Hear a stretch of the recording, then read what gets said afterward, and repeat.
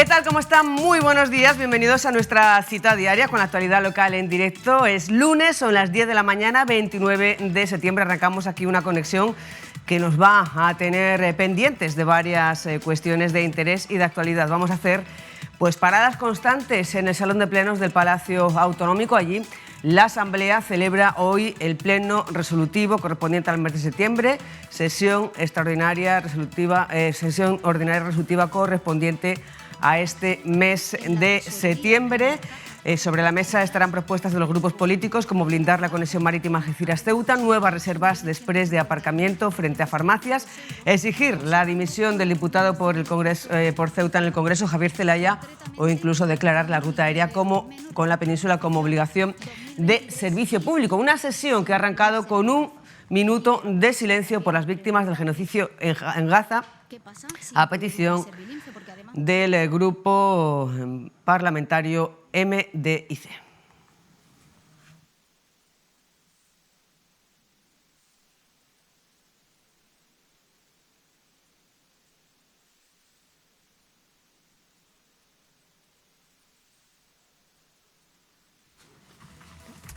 Y hoy, Día Mundial del Corazón, una fecha para recordar que la mejor medicina es la prevención. Las enfermedades cardiovasculares causaron 1/3 de las muertes a nivel nacional y también mundial. Aquí en Ceuta estas patologías siguen siendo una de las principales causas de mortalidad, pero también una de las más evitables con hábitos de vida saludables. Para hablar de la importancia de evitar los factores de riesgo, de los modos de prevención y también sobre la situación concreta que vive Ceuta en el ámbito de las enfermedades cardiovasculares, hablaremos con el doctor Francisco García Lanzas, experto en cardiología. Y cuando se cumple hoy una semana de la reubicación del alumnado del Colegio Ramón y Cajal en otros 3 centros, hablaremos con las familias de este colegio, quienes nos contarán cómo está siendo esta situación, cómo la están abordando, cuáles son las principales dificultades y también sus principales preocupaciones. Y además hablaremos con el responsable del Centro Sur de la ITV para ver cuál es la situación en cuanto al balance de inspecciones realizadas en las instalaciones de ITV Lesa en Ceuta, también cuáles son las principales causas y los principales motivos por los que los vehículos de la ciudad no pasan esta inspección, este trámite, y estaremos pendientes de del balance de las actividades de Aqua Emociona que terminaban este fin de semana con motivo, por un lado, del Día de Ceuta y por otro, del Día Mundial de Turismo que se celebró este domingo. Todo esto y mucho más de aquí a las 12. Antes vamos a hacer, como siempre, una primera parada en la Agencia Estatal de Meteorología para conocer las previsiones que nos deparará este primer día de la semana, lunes 29 de septiembre. Y aquí las tienen en pantalla, son de cielo muy nuboso con probabilidad de precipitaciones débiles ocasionales. Las temperaturas pues continúan en torno a los 19 grados de mínima y los 26 de máxima. El viento sopla de poniente moderado, irá disminuyendo a flojo durante la tarde.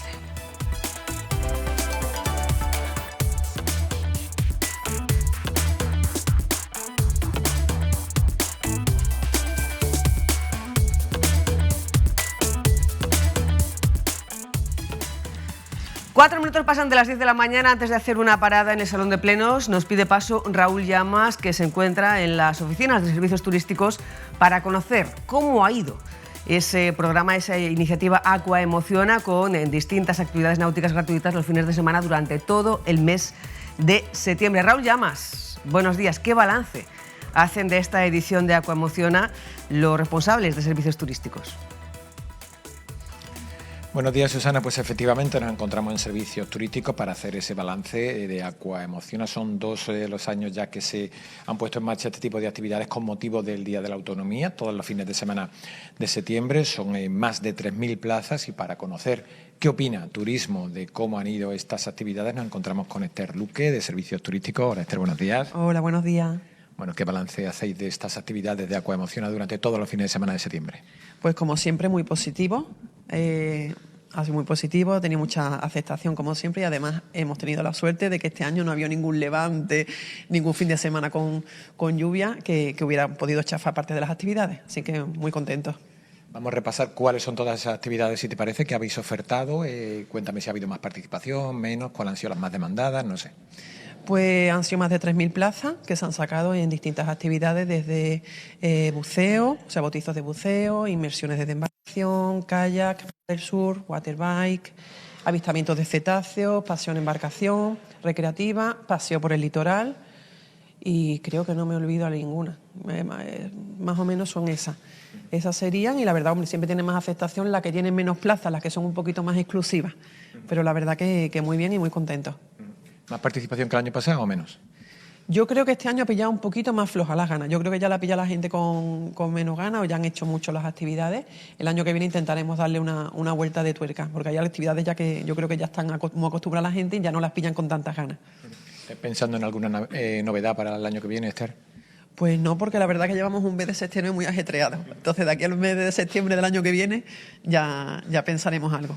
Bueno, y en este ajetreo, ¿cuál es el próximo objetivo de turismo? ¿Cuáles son las próximas iniciativas en las que estáis trabajando ya? Pues es que vamos empalmando una cosa con otra. Uno parar, por ejemplo, este fin de semana estuvimos haciendo también actividades con motivo del Día Mundial del Turismo, el sábado, pero teníamos además un montón de grupos, teníamos como 600 personas moviéndolos en distintas visitas el fin de semana que habían venido de fuera para el tema de las marchas de la marcha que había de veteranos, por el Hacho. Y ahora lo próximo así más gordo que tenemos es las jornadas de rescate vertical, que es de los bomberos, que las tenemos esta semana ya. Y tenemos también otros congresos de UGT, tenemos, ¿qué más? De eventos deportivos, también hay varios. Cruceros, que empezamos también volvemos a retomar los cruceros a final de mes. Y todo lo que va saliendo sobre la marcha, vamos, como te digo, vamos una cosa tras otra. En cuanto a visitas patrimoniales, Esther, me comentabas que estabais pensando cambiar horarios o algo así. Claro, vamos a mantener en un principio las visitas que tenemos de lunes a domingo. Lo que pasa que, claro, ya nos metemos en octubre, entonces en vez de ser las que tenemos entre semanas a las 7 de la tarde, las adelantamos a las 5 para que no se haga de noche las que son exteriores. Y los fines de semana seguimos manteniendo a las 10 de la mañana. Siempre son visitas guiadas, gratuitas, por cortesía nuestra, que son previa reserva. Nuestro teléfono en el 856-200-560. Por último, Esther, aprovechando que detrás tuya tenemos el cartel de Tierra Rara, de esa magnífica campaña que se ha puesto en marcha, ¿cómo está funcionando la campaña?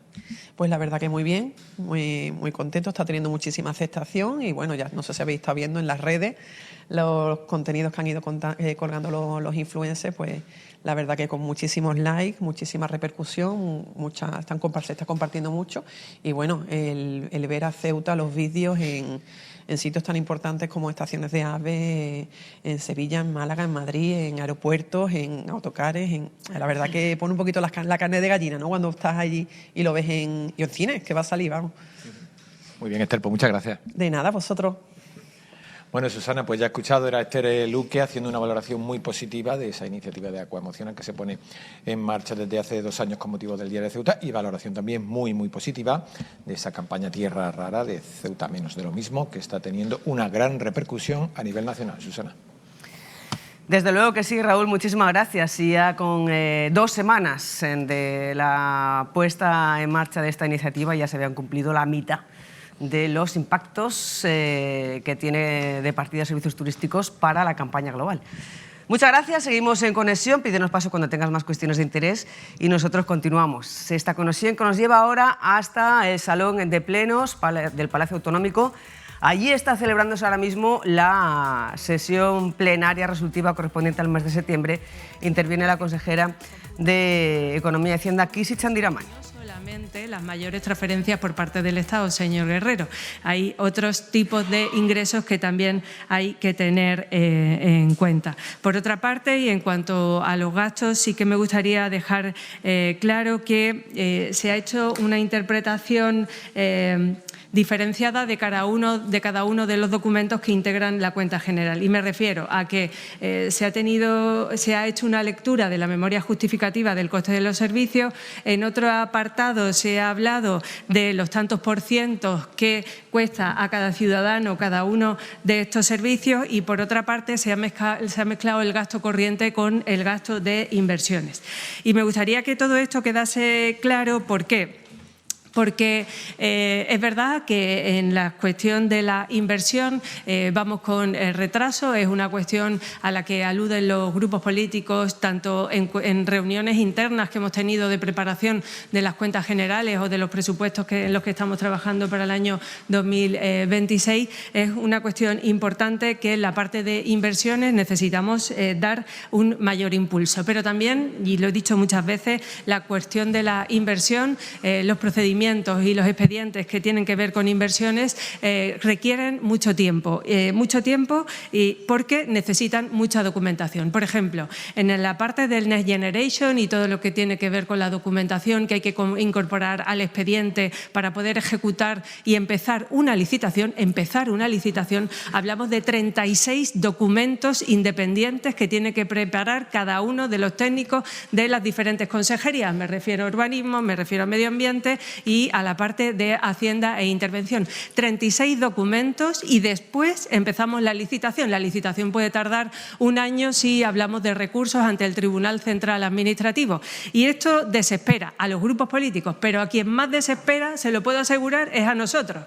Porque queremos poner en marcha las inversiones, queremos poner en marcha el presupuesto, queremos que se ejecuten las obras que afectan a los ciudadanos y es desesperante la burocracia que conlleva las inversiones. Y digo que se ha mezclado, en este caso, gasto corriente con gasto de inversión, porque en el año 2024 se han ejecutado 404 millones de euros de gasto corriente. Se ha ejecutado el 100% en el gasto de personal, se ha ejecutado un 93,7% el gasto en medio ambiente y limpieza, se ha ejecutado en fomento del deporte el 93% y solo me refiero a algunos datos. No quiero hablar de cifras porque creo que al final las cifras se diluyen en el discurso, ¿no? Pero si alguien tiene o quiere más claridad, más información, estoy dispuesta a ofrecérsela. En el caso de Servilince, como mañana se va a hablar del asunto, no voy a entrar mucho,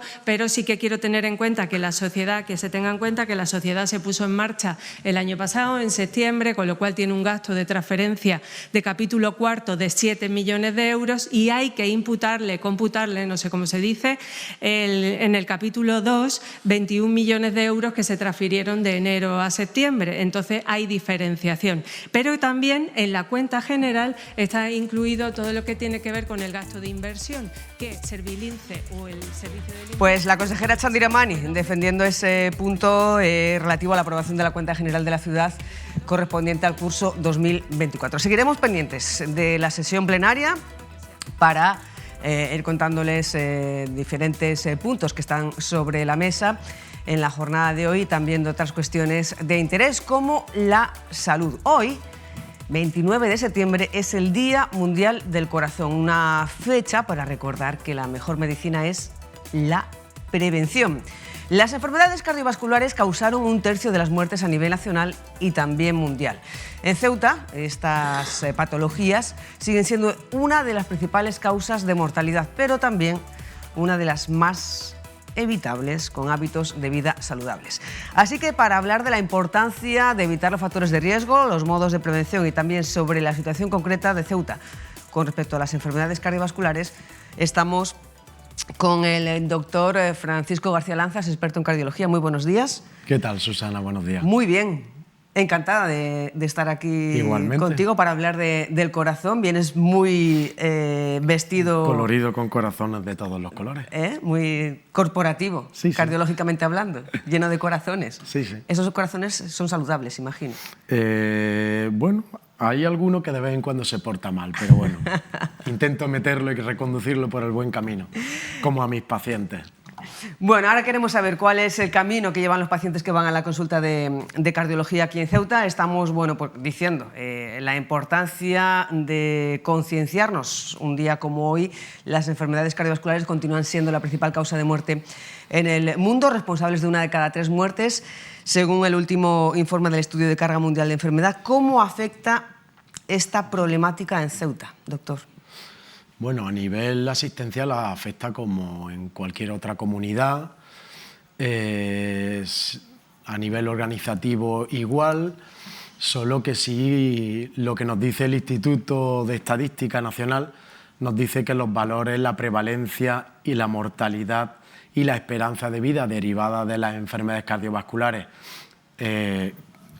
sobre todo infarto de miocardio, son más prevalentes que en cualquier otra comunidad. De hecho, tenemos las peores estadísticas en comparación con otras comunidades. Y la verdad es que son datos bastante alarmantes ya desde hace años.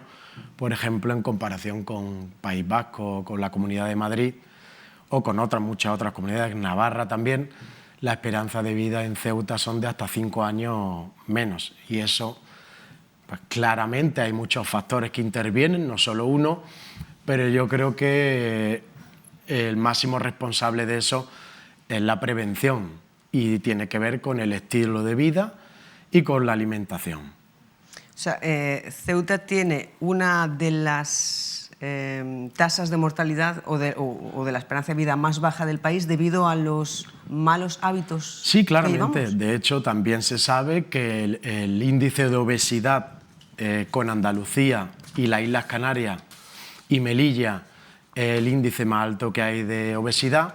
La obesidad está claramente derivada de la educación, no la educación en cuanto a tener carrera o no carrera, sino la conciencia de enfermedad. Está derivada con los hábitos alimenticios y con el ejercicio. Entonces, esas dos cosas, la alimentación y el estilo de vida del ejercicio, hace que las personas pues haya más obesidad. La obesidad ya empieza a llamar a todas las enfermedades, hipertensión y diabetes, ya por no hablar de cosas que ya dependen de uno mismo, como el tabaco, pero básicamente el estilo de vida, prevenir con la alimentación, que es importantísima, y con el ejercicio, al final es lo que hace que se inicie esa rueda y hace que, por ejemplo, aquí, con otras comunidades, tengamos esa esperanza de vida que es de las más bajas que existen en España. Aquí en Ceuta, las enfermedades cardiovasculares siguen siendo una de las principales causas de mortalidad. Bueno, aquí y en Galicia nos morimos o de enfermedades cardiovasculares o de cáncer. Son las mismas, solo que la prevalencia, en vez de iniciarse a los 60, 70 años, pues se inician a los 50, 50 y tantos años. Pero sigue siendo la primera causa, pero eso en cualquier lado, solo que aquí lo adelantamos un poco y a nivel de la esperanza de vida se llama mucho la atención. ¿Cuáles son las principales enfermedades cardiovasculares que llegan a la consulta de cardiología en Ceuta? Bueno, yo creo que el 80% que vemos tiene que ver con los malos hábitos y con con el ejercicio y con la mala dieta. El 80%, como digo, tiene que ver con algo que nosotros llamamos cardiopatía isquémica, es decir, enfermedad de las arterias del corazón que debilitan el corazón y producen infarto y al final acaban produciendo líquido en las piernas, líquido en los pulmones, es decir, insuficiencia cardíaca.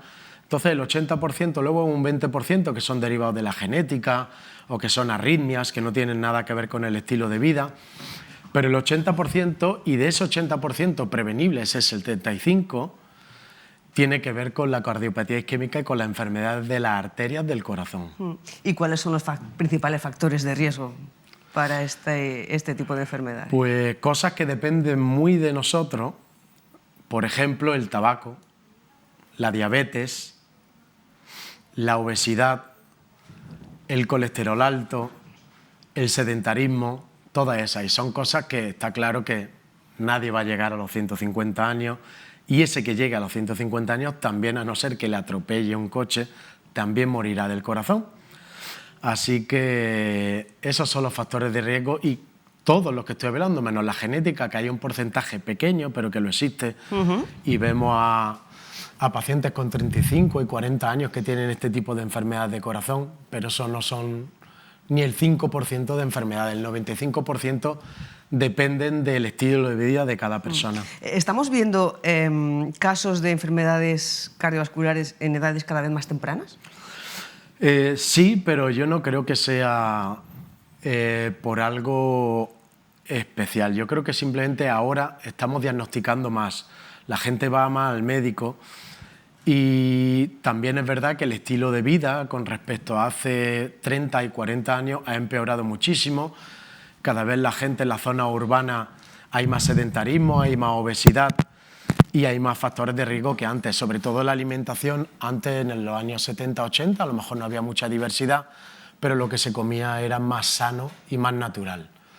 Así que yo no tengo la sensación, desde hace 20 años que trabajo, de que haya más pacientes jóvenes que estén enfermos, pero si se lo tuviera que achacar a algo, creo que se lo achaco al estilo de vida.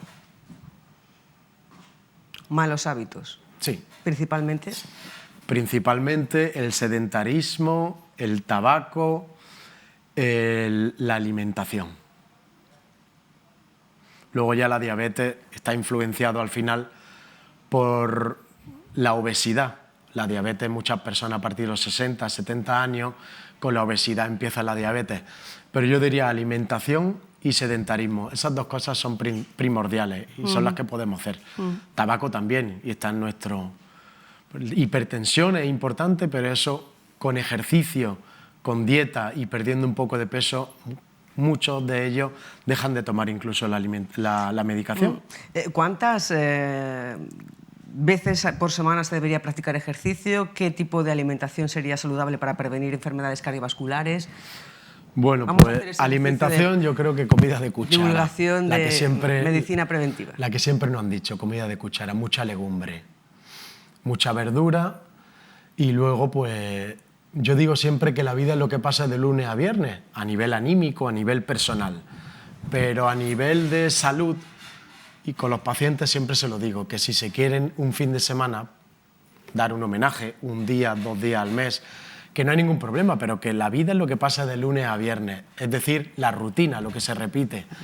Entonces alimentación, mucha verdura, legumbres, fruta, carnes que no sean rojas, no abusar de ellas, pescado blanco, pescado azul, las cosas que no sean fritas, los dulces. Yo creo que a día de hoy, en el siglo XXI, pocas personas te dirán que es una dieta saludable, pero si hay duda, legumbres, verdura, eso sobre todo. Y en cuanto al deporte, yo creo que con 3 veces a la semana es más que bastante. Eso es un día sí y un día no. Con eso ya me parece estupendo. No hace falta más, pero que sea eso que digo, lo que pasa de lunes a viernes, que haya una rutina. Pero ¿a qué llama hacer deporte 3 veces por semana? ¿Sirve una caminata o hay que correr? Depende de cada persona. No es lo mismo un hombre de 25 años, de 1,90 m, que tenga una actividad física importante en su trabajo, que una paciente de 75, 80 años, frágil, que no salga mucho de casa. Entonces el deporte tiene que ir un poco encaminado e individualizado a cada persona, a su peso, a sus patologías y a su edad. Pero algo básico que puede ser para todo el mundo, pues yo diría que no hay que preocuparse de voy a empezar con un entrenador profesional en un gimnasio específico, haciendo un tipo de... Creo que hay cosas como caminar, que está al alcance de todos, que no vale absolutamente nada y que creo que todos podemos caminar 3/4 de hora un día sí y un día no. Luego ya en función de la persona pues se le exigirá más un deporte más de fuerza, otro de resistencia, de las patologías, pero yo creo que para la mayoría de las personas y para mis pacientes, personas de 50 años para arriba, con problemas cardíacos, no les voy a exigir nadar 3 kilómetros ni dar la vuelta al hacho rápido, pero sí se puede dar un paseo de 1 hora y media, 2 horas o 3/4 de hora a paso rápido. Practicar estas recomendaciones, estos consejos de vida saludable, ¿en cuánto pueden reducir el riesgo de llegar a padecer alguna enfermedad cardiovascular? Pues nosotros tenemos una escala de riesgo, un score. Por ejemplo, una persona de 60 años, obesa, que fume, que tenga el colesterol alto, que sea sedentaria, si le calculamos una regla, un score, una escala, esa persona tiene a lo mejor un 15-20% en 5 años de tener un evento, es decir, de tener un infarto. Ese hombre, ese paciente, se adelgaza, se controla la tensión adelgazando, la diabetes se la mejora, deja de fumar y el colesterol lo mejora con la alimentación, pasa de tener de un 15% de tener un infarto en los próximos 5 años a tener un 3% de tener un infarto. O sea que baja un 13% la probabilidad de tener un evento, de tener un infarto en los próximos 5 años. Baja muchísimo. Y eso lo vemos, pacientes que vienen a la consulta por hipertensión, un poco de dolor, pero que no le ocurre nada, y los metemos en el camino y disminuyen el riesgo un 15-20% algunos, o sea que muchísimo. ¿A qué edad debemos empezar a preocuparnos por la salud cardiovascular y asistir a la consulta del cardiólogo, a hacer revisiones? No, yo creo que desde que nacemos uno tiene que tener la conciencia, no de enfermedad, pero de su propio cuerpo. Yo siempre sugiero a la gente, a los pacientes, a los amigos, que no hagan deporte por estética, que hagan deporte por el bienestar que le produce, por poder jugar con los nietos, abrocharse los zapatos, hacer la compra y subir 2 pisos, que no lo hagan con fines estéticos. Al final, lo que se hace por amor al deporte, por todo lo que repercuta a nivel de hormonas, endorfinas, el bienestar, uno se siente mejor, va a repercutir al nivel estético. Entonces yo siempre digo que lo hagan simplemente por el deporte, por todo lo que conlleva, más allá de los fines estéticos. Sí, pero me refiero a la consulta-revisión. ¿Desde qué edad y cada cuánto tiempo? Bueno, revisión, si no te ocurre absolutamente nada, yo creo que hasta los 45 o 50 años no hace falta. Y luego a partir de esa edad, 45 o 50, un electrocardiograma y una analítica anual, eso lo hace el médico de familia, pero no enfocado al corazón, y un electrocardiograma cada 3, 6 años, cada 3, 5 años yo creo que es conveniente. Si no tienes ningún síntoma, pero si tienes 50 años y no tienes absolutamente ningún síntoma, no hace falta hacerte una revisión. Dice que lo importante es lo que ocurre de lunes a viernes. Sí. Más o menos, en la mayor parte de los casos, es la semana laboral. La semana pasada hablábamos aquí de un estudio según el cual el 40% de los españoles, 4 de cada 10 españoles, decían haber tenido algún tipo de problema psíquico por estrés laboral. Yeah. ¿Qué papel juega el estrés laboral en la salud cardiovascular? Pues juega un papel muy importante, muy importante. No se considera a día de hoy realmente como un factor de riesgo, como la diabetes, como el estrés, pero se ha visto que el estrés se ha visto y se ha estudiado, se liberan muchos radicales libres que oxidan el cuerpo, la célula, y eso claramente afecta, no solo para cardiovascular, sino también para temas de enfermedades autoinmunes y para temas oncológicos. El estrés laboral es importantísimo porque aunque todavía no se pueda medir a ciencia cierta, se ve que sí que influye en muchísimas enfermedades y no solo cardiovasculares, muchas otras. El estrés es importantísimo de atajar, lo que pasa que ya eso a nivel individual, lidiar cada uno con eso es difícil, pero para eso está el deporte, para bajar los estrés del día a día, para eso está la meditación, para eso está el yoga, para eso hay muchas herramientas que tenemos de lunes a viernes para conseguir lidiar, o un terapeuta, psicólogo, hay muchísimas cosas que están a nuestro alcance de la mayoría de nosotros para lidiar con ese estrés que sí que es muy malo. Sí. Ya tenemos ahí también, por tanto, la recomendación para atajar el estrés laboral en caso de que haya. Y me gustaría preguntarle también por la tecnología, aplicada tanto a la medicina como al propio cuidado personal. Los dispositivos sí. Que hay ahora, prácticamente la mayor parte de los relojes inteligentes pues tienen medidores de frecuencia cardíaca, del sueño, de la actividad física. ¿Son útiles y son fiables? Depende de la marca, pero la mayoría son fiables y no es la panacea, en el sentido que no te va a avisar de que estás teniendo un infarto ni de que tienes líquido en los pulmones. A día de hoy es básico y lo más importante es la frecuencia cardíaca. ¿Para qué sirve?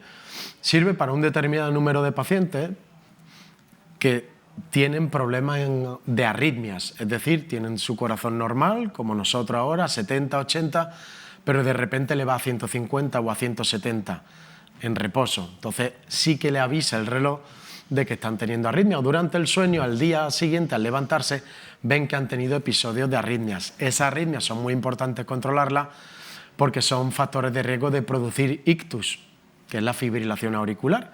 La arritmia que de vez en cuando, sin ningún aviso, a personas normalmente a partir de los 50, 60 años, hipertensas, obesas, tiene muchísima más entrada y más prevalencia que las personas sanas.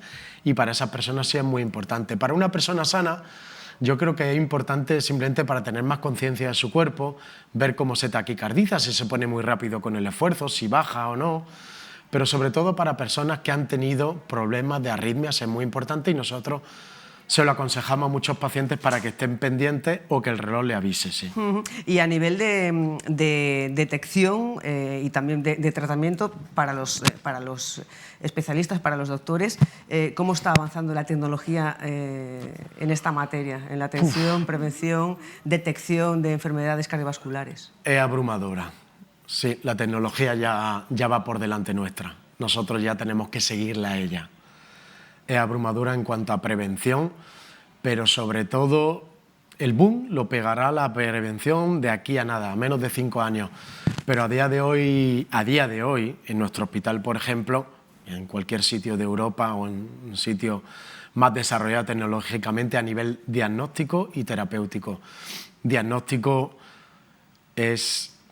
Recuerdo cuando yo empecé la resonancia hace años, lo que yo hacía en 45 minutos, con una resonancia cardíaca, por ejemplo, ahora la inteligencia artificial me lo hace en 30 segundos. Lo que yo tenía que hacer 45 minutos midiendo plano por plano del corazón, ahora la maquinita yo le doy un botón y eso tengo que revisarlo, por supuesto, pero me lo hace en 30 segundos, algo que hace 5 años lo hacía en 45 minutos. Con errores, pero ahí estoy yo para corregirlo, pero me ahorra 44 minutos. O sea que es algo que vaya por encima y se escapará. Bueno, y en el aspecto de dotación de recursos en general, materiales humanos, ¿cómo está el servicio de cardiología en Ceuta y qué servicios se ofrecen? Pues recursos humanos hemos estado muy mal todos estos años. La verdad, hemos estado solo 2 cardiólogos casi todo el tiempo. Pero desde hace año y pico hemos tenido suerte y han venido 2 compañeros más y ahora estamos 4. Y ahora es verdad que estamos bien, no nos podemos quejar y ojalá haya 4 mucho tiempo. Así que de recursos humanos, desde hace poco bien, hasta hace un año mal. Y en cuanto a recursos no humanos, recursos técnicos, sí que tenemos todo lo que nosotros necesitamos para diagnosticar. No echamos en falta prácticamente nada, alguna prueba de medicina nuclear que aquí no hay, que la solicitamos, pero no mucho, pero el resto como ecografía avanzada, resonancia y TAC coronario, eso lo tenemos y nos ayuda muchísimo cada día para solventar problemas de pacientes y no tener que derivarlo a la península. Pues doctor, aprovechando que es el Día Mundial del Corazón, tenemos la cámara y el micrófono para que le dé un consejo a toda la ciudadanía sobre cuál cree que es la principal preocupación en este sentido y sobre todo un consejo para que sigan a partir de hoy. Pues el consejo es que la gente disfrute alimentándose bien y que la gente disfrute haciendo deporte. Creo que disfrutando, haciendo algo y haciéndolo con amor, con el corazón, pasa desapercibido lo que va a pasar simplemente en el camino de disfrutar alimentándose y el disfrute de caminar para sentirse bien, más allá del fin estético. Que se disfrute ese camino, que se haga con amor el proceso de alimentarse bien y caminar. Pues muchísimas gracias por estos consejos y por este rato tan saludable que hemos tenido con el doctor García Lanzas en un día como hoy, el Día Mundial del Corazón. Gracias a ti, Susana. Un placer, como siempre. Gracias. Y nosotros nos vamos ahora con Teresa Arnaiz, nos vamos hasta la barriada de San Amaro, que, bueno, pues a partir de dentro de poco tiempo ya, van a poder disfrutar de comida saludable sembrada por ellos mismos en el huerto ecológico que están ya construyendo en la barriada. Teresa Arnaiz, muy buenos días. Cuéntanos, ¿para cuándo está previsto que se inaugure ya ese huerto ecológico colectivo del barrio? Buenos días, Susana. Pues sí, aquí la barriada de San Amaro va a hacer también todo lo posible por cuidar de su corazón. Cuidar de un huerto es muy sano y comerte la verdura que te dé ese huerto también es muy sano. Pues para preguntarle cuándo van a tener disponible este huerto, estamos con el presidente de la barriada, con Manuel Díaz. Buenos días. Hola, muy buenos días. ¿Para cuándo está previsto que este huerto urbano esté funcionando? Porque ahora mismo vemos que está pues en los inicios, vemos piedras. Sí, llevábamos una petición que llevábamos mucho tiempo reivindicando desde aquí, desde la Asociación de Vecinos, a la espera de tener primero la ubicación de la parcela en la que podíamos hacer este huerto urbano, y ya una vez que se ha podido gestionar la parcela y ya la tenemos en disponibilidad, bueno, pues se ha hablado con el ayuntamiento y han empezado las obras. Planteamos, bueno, según nos indican ellos, que en menos de un mes estará ya todo finalizado, y con la intención, bueno, pues eso, de tener un entorno verde aquí en la barriada, en el que junto con los vecinos, tanto mayores como pequeños, podamos hacer aquí esas actividades relacionadas con la naturaleza. En este caso, bueno, pues la plantación de alimentos de la temporada, y bueno, entonces en ese aspecto indicarle a los pequeños, a los mayores, bueno, pues cómo se hace, cómo no se hace, y bueno, y cuando ya salga por los frutos que tengan que salir, bueno, pues se repartirán entre los vecinos de aquí de la barriada. Esto forma parte todo de un proyecto de revitalizar la barriada, ¿no? Vemos que también está pues ese pequeño parque infantil, la pista de fútbol, baloncesto, ¿no? Sí, nosotros como asociación, nuestro objetivo principal es que todos estos terrenos que pertenecen al INVIE, una vez que se quedan disponibles por parte de la ciudad, bueno, pues todas estas parcelas darle un uso para la barriada, primero para acondicionarla y que no se quede en desuso como vertederos o como zonas sucias, y entonces nuestro primer objetivo, bueno, pues se pudo hacer el parque infantil, se hizo un biosaludable al lado, se ha podido hacer la pista deportiva para los pequeños, y bueno, ahora mismo estamos con el tema de huerto urbano, y en breves, en cuanto tengamos también la parcela para el local social, ya también está presupuestado para poner el local social, que creo que es la guinda que nos falta aquí en la asociación, tener el local social. O sea, los próximos proyectos son huerto urbano y local social, ¿no? Sí, eso es lo más previsible durante este año, 2025. Ojalá sea así, que cuando finalice el año tengamos ya los dos entornos ya realizados. Vuelvo a repetir, como asociación de vecinos es importantísimo el local social, porque es el sitio, el órgano donde podemos hacer las actividades con los vecinos, en un sitio donde podamos reunirnos y podamos hacer todas aquellas actividades que sean importantes en la barriada.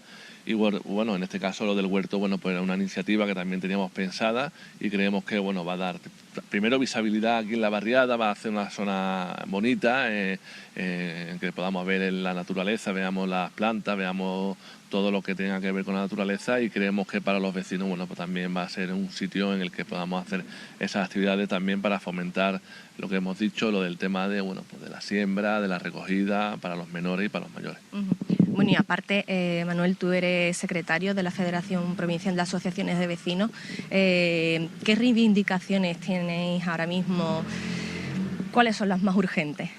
Bueno, nosotros por parte de la Federación sí que es verdad que estamos ahora en un proceso que, como ya se había publicado anteriormente, estamos con la Consejería de Fomento, con Alejandro, impulsando un poco el tema del mantenimiento de las barriadas, darle un enfoque diferente a cómo se estaba gestionando, para que también sea más visible de cara a los ciudadanos, que vean que, bueno, pues por parte de la ciudad y por parte de las asociaciones, esa limpieza, ese mantenimiento, esa preocupación por las barriadas, de saneamiento, de todos los servicios, se vayan actualizando y se vayan enfocando, para que los vecinos vean que se van haciendo esas cosas que muchas veces se piensa que no se hacen, pero es por desconocimiento de la labor.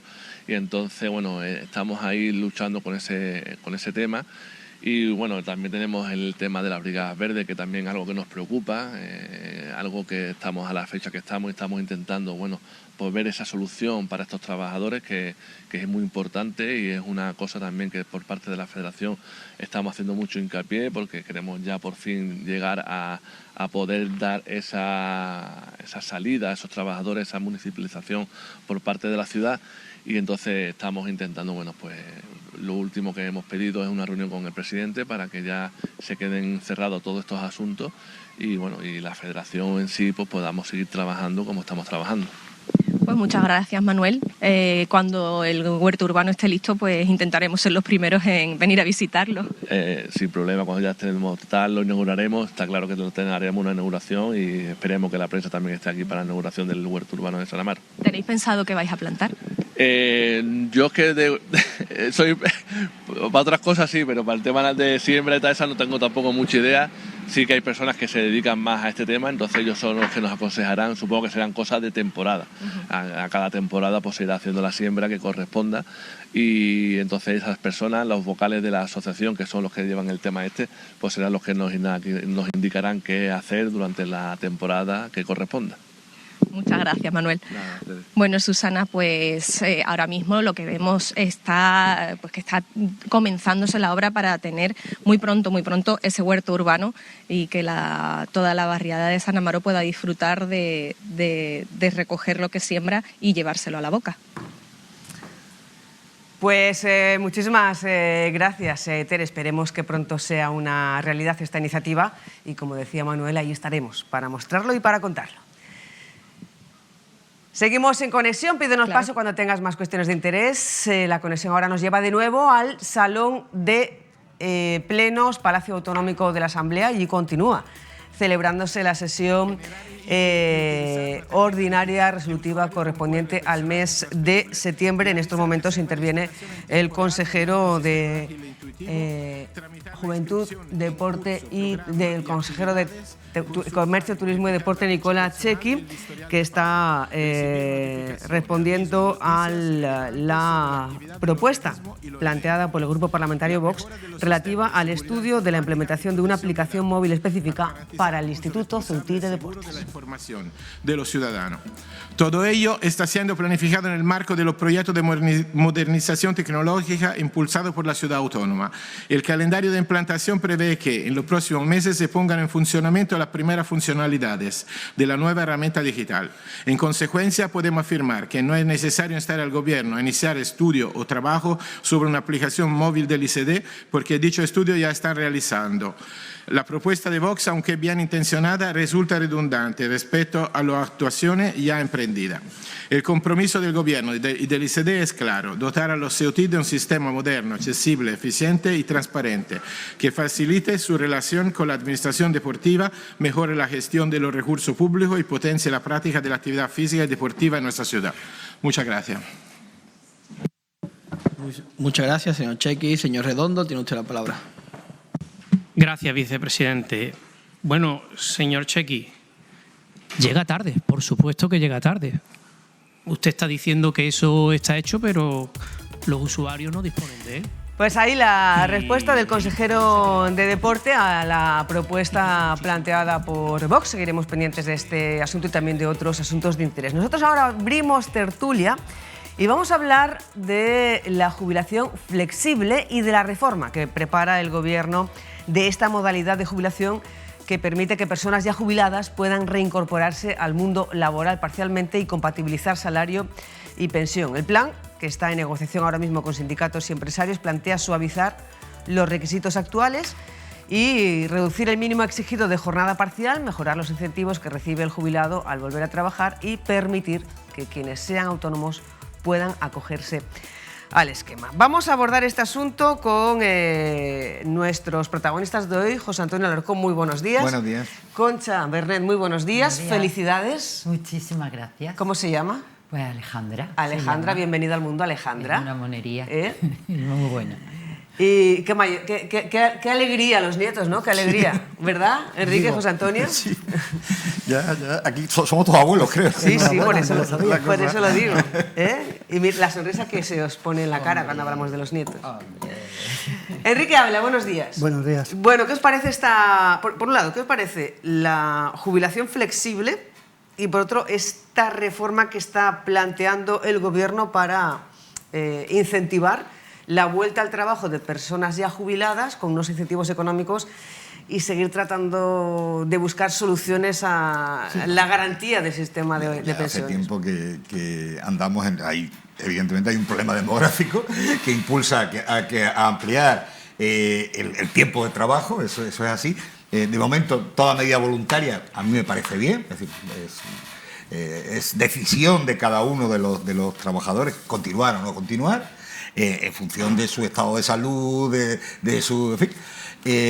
Y a mí cualquier medida que impulse de forma flexible, voluntaria, la permanencia en el trabajo me parece sin duda bien. No tengo ningún... ¿Concha?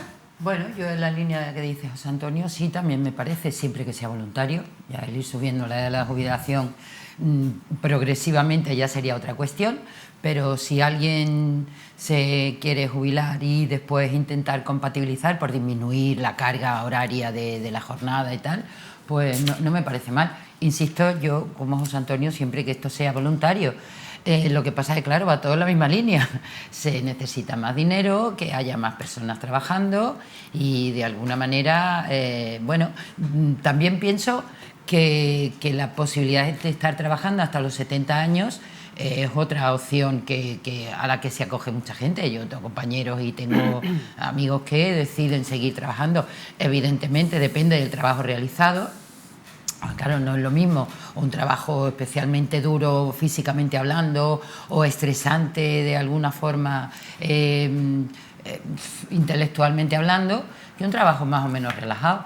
Pero en general la persona que decide seguir hasta los 70 años o incluso se jubila y decide acogerse a este sistema de jubilación flexible, pues me parece aceptable. De hecho, estamos en la línea. Las personas que siguen hasta los 70 años, lo que cobra después como pensión es mayor, porque hay incentivos que aumentan la posibilidad de tener una mayor cuantía, ¿no?, a final de mes con tu pensión.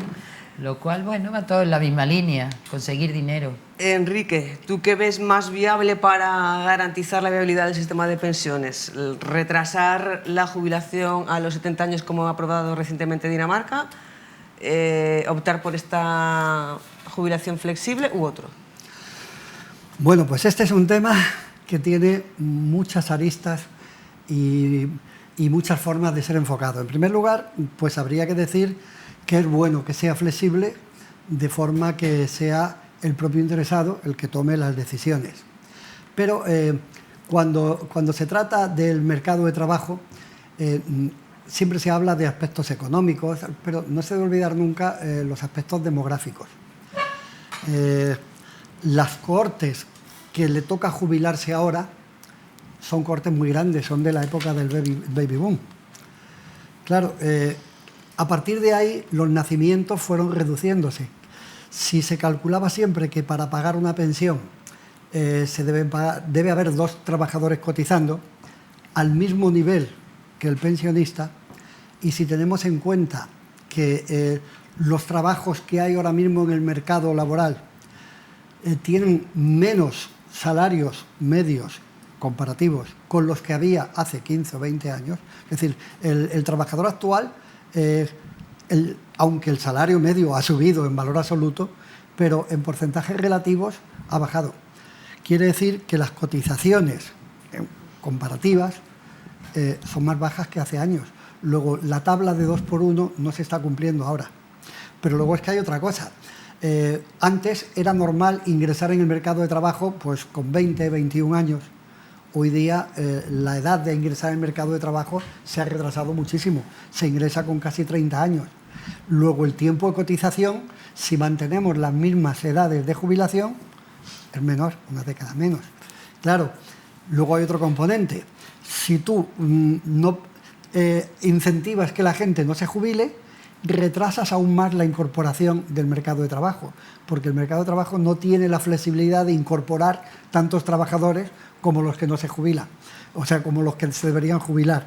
Entonces, es una cosa, yo la veo muy complicada. La única ventaja que le veo es que es flexible, o pretende ser flexible, pero puede tener sus consecuencias para los jóvenes que no han accedido al mercado de trabajo. Entre las 2 opciones que ponemos sobre la mesa, ¿cuál estaría más cerca de tu propuesta?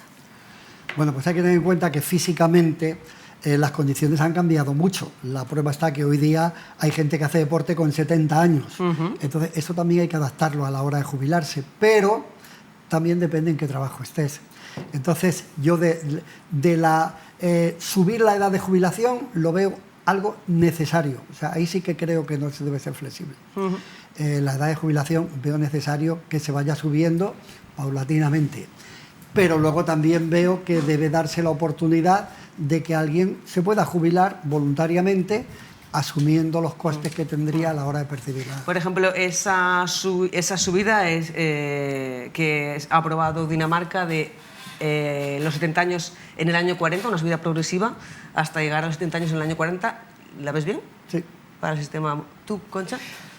Hombre, teniendo en cuenta que hace poco se subió hasta los 67... 67, que llega al final, el año 27. Todavía no hemos culminado, el año 27. El año 27 se llega a Bueno, el año que viene, ¿no? A partir del año... 2 años. 2 años, 25, un año y medio. Para que sea obligatorio. Año y 3 meses.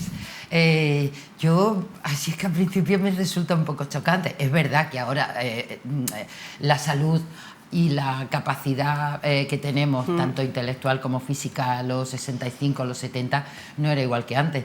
Pero yo daría un poquito más de margen, a ver cómo va funcionando la cosa, porque es que efectivamente también pensar que vas a estar prácticamente, si te incorporas con 28 o 30 años, hasta los 70 trabajando, es que es como una losa, ¿no? Entonces, también habría que ir evaluando un poquito el impacto psicológico y social que puede tener esta medida. Tú, José Antonio, ves viable y ves positivo que, como se ha hecho en Dinamarca, se apruebe un retraso progresivo de la edad de jubilación hasta los 70 años en el año 2040?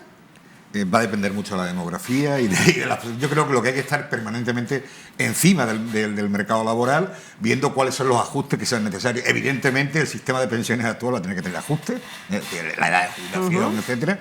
Eso parece que va a ser absolutamente así. El problema es pues, que los ajustes sean razonables, graduales y que no sean brutales, ¿no? Es una evidencia que seguimos aumentando la edad media de las personas, pues lógicamente tendrán que alargar su edad.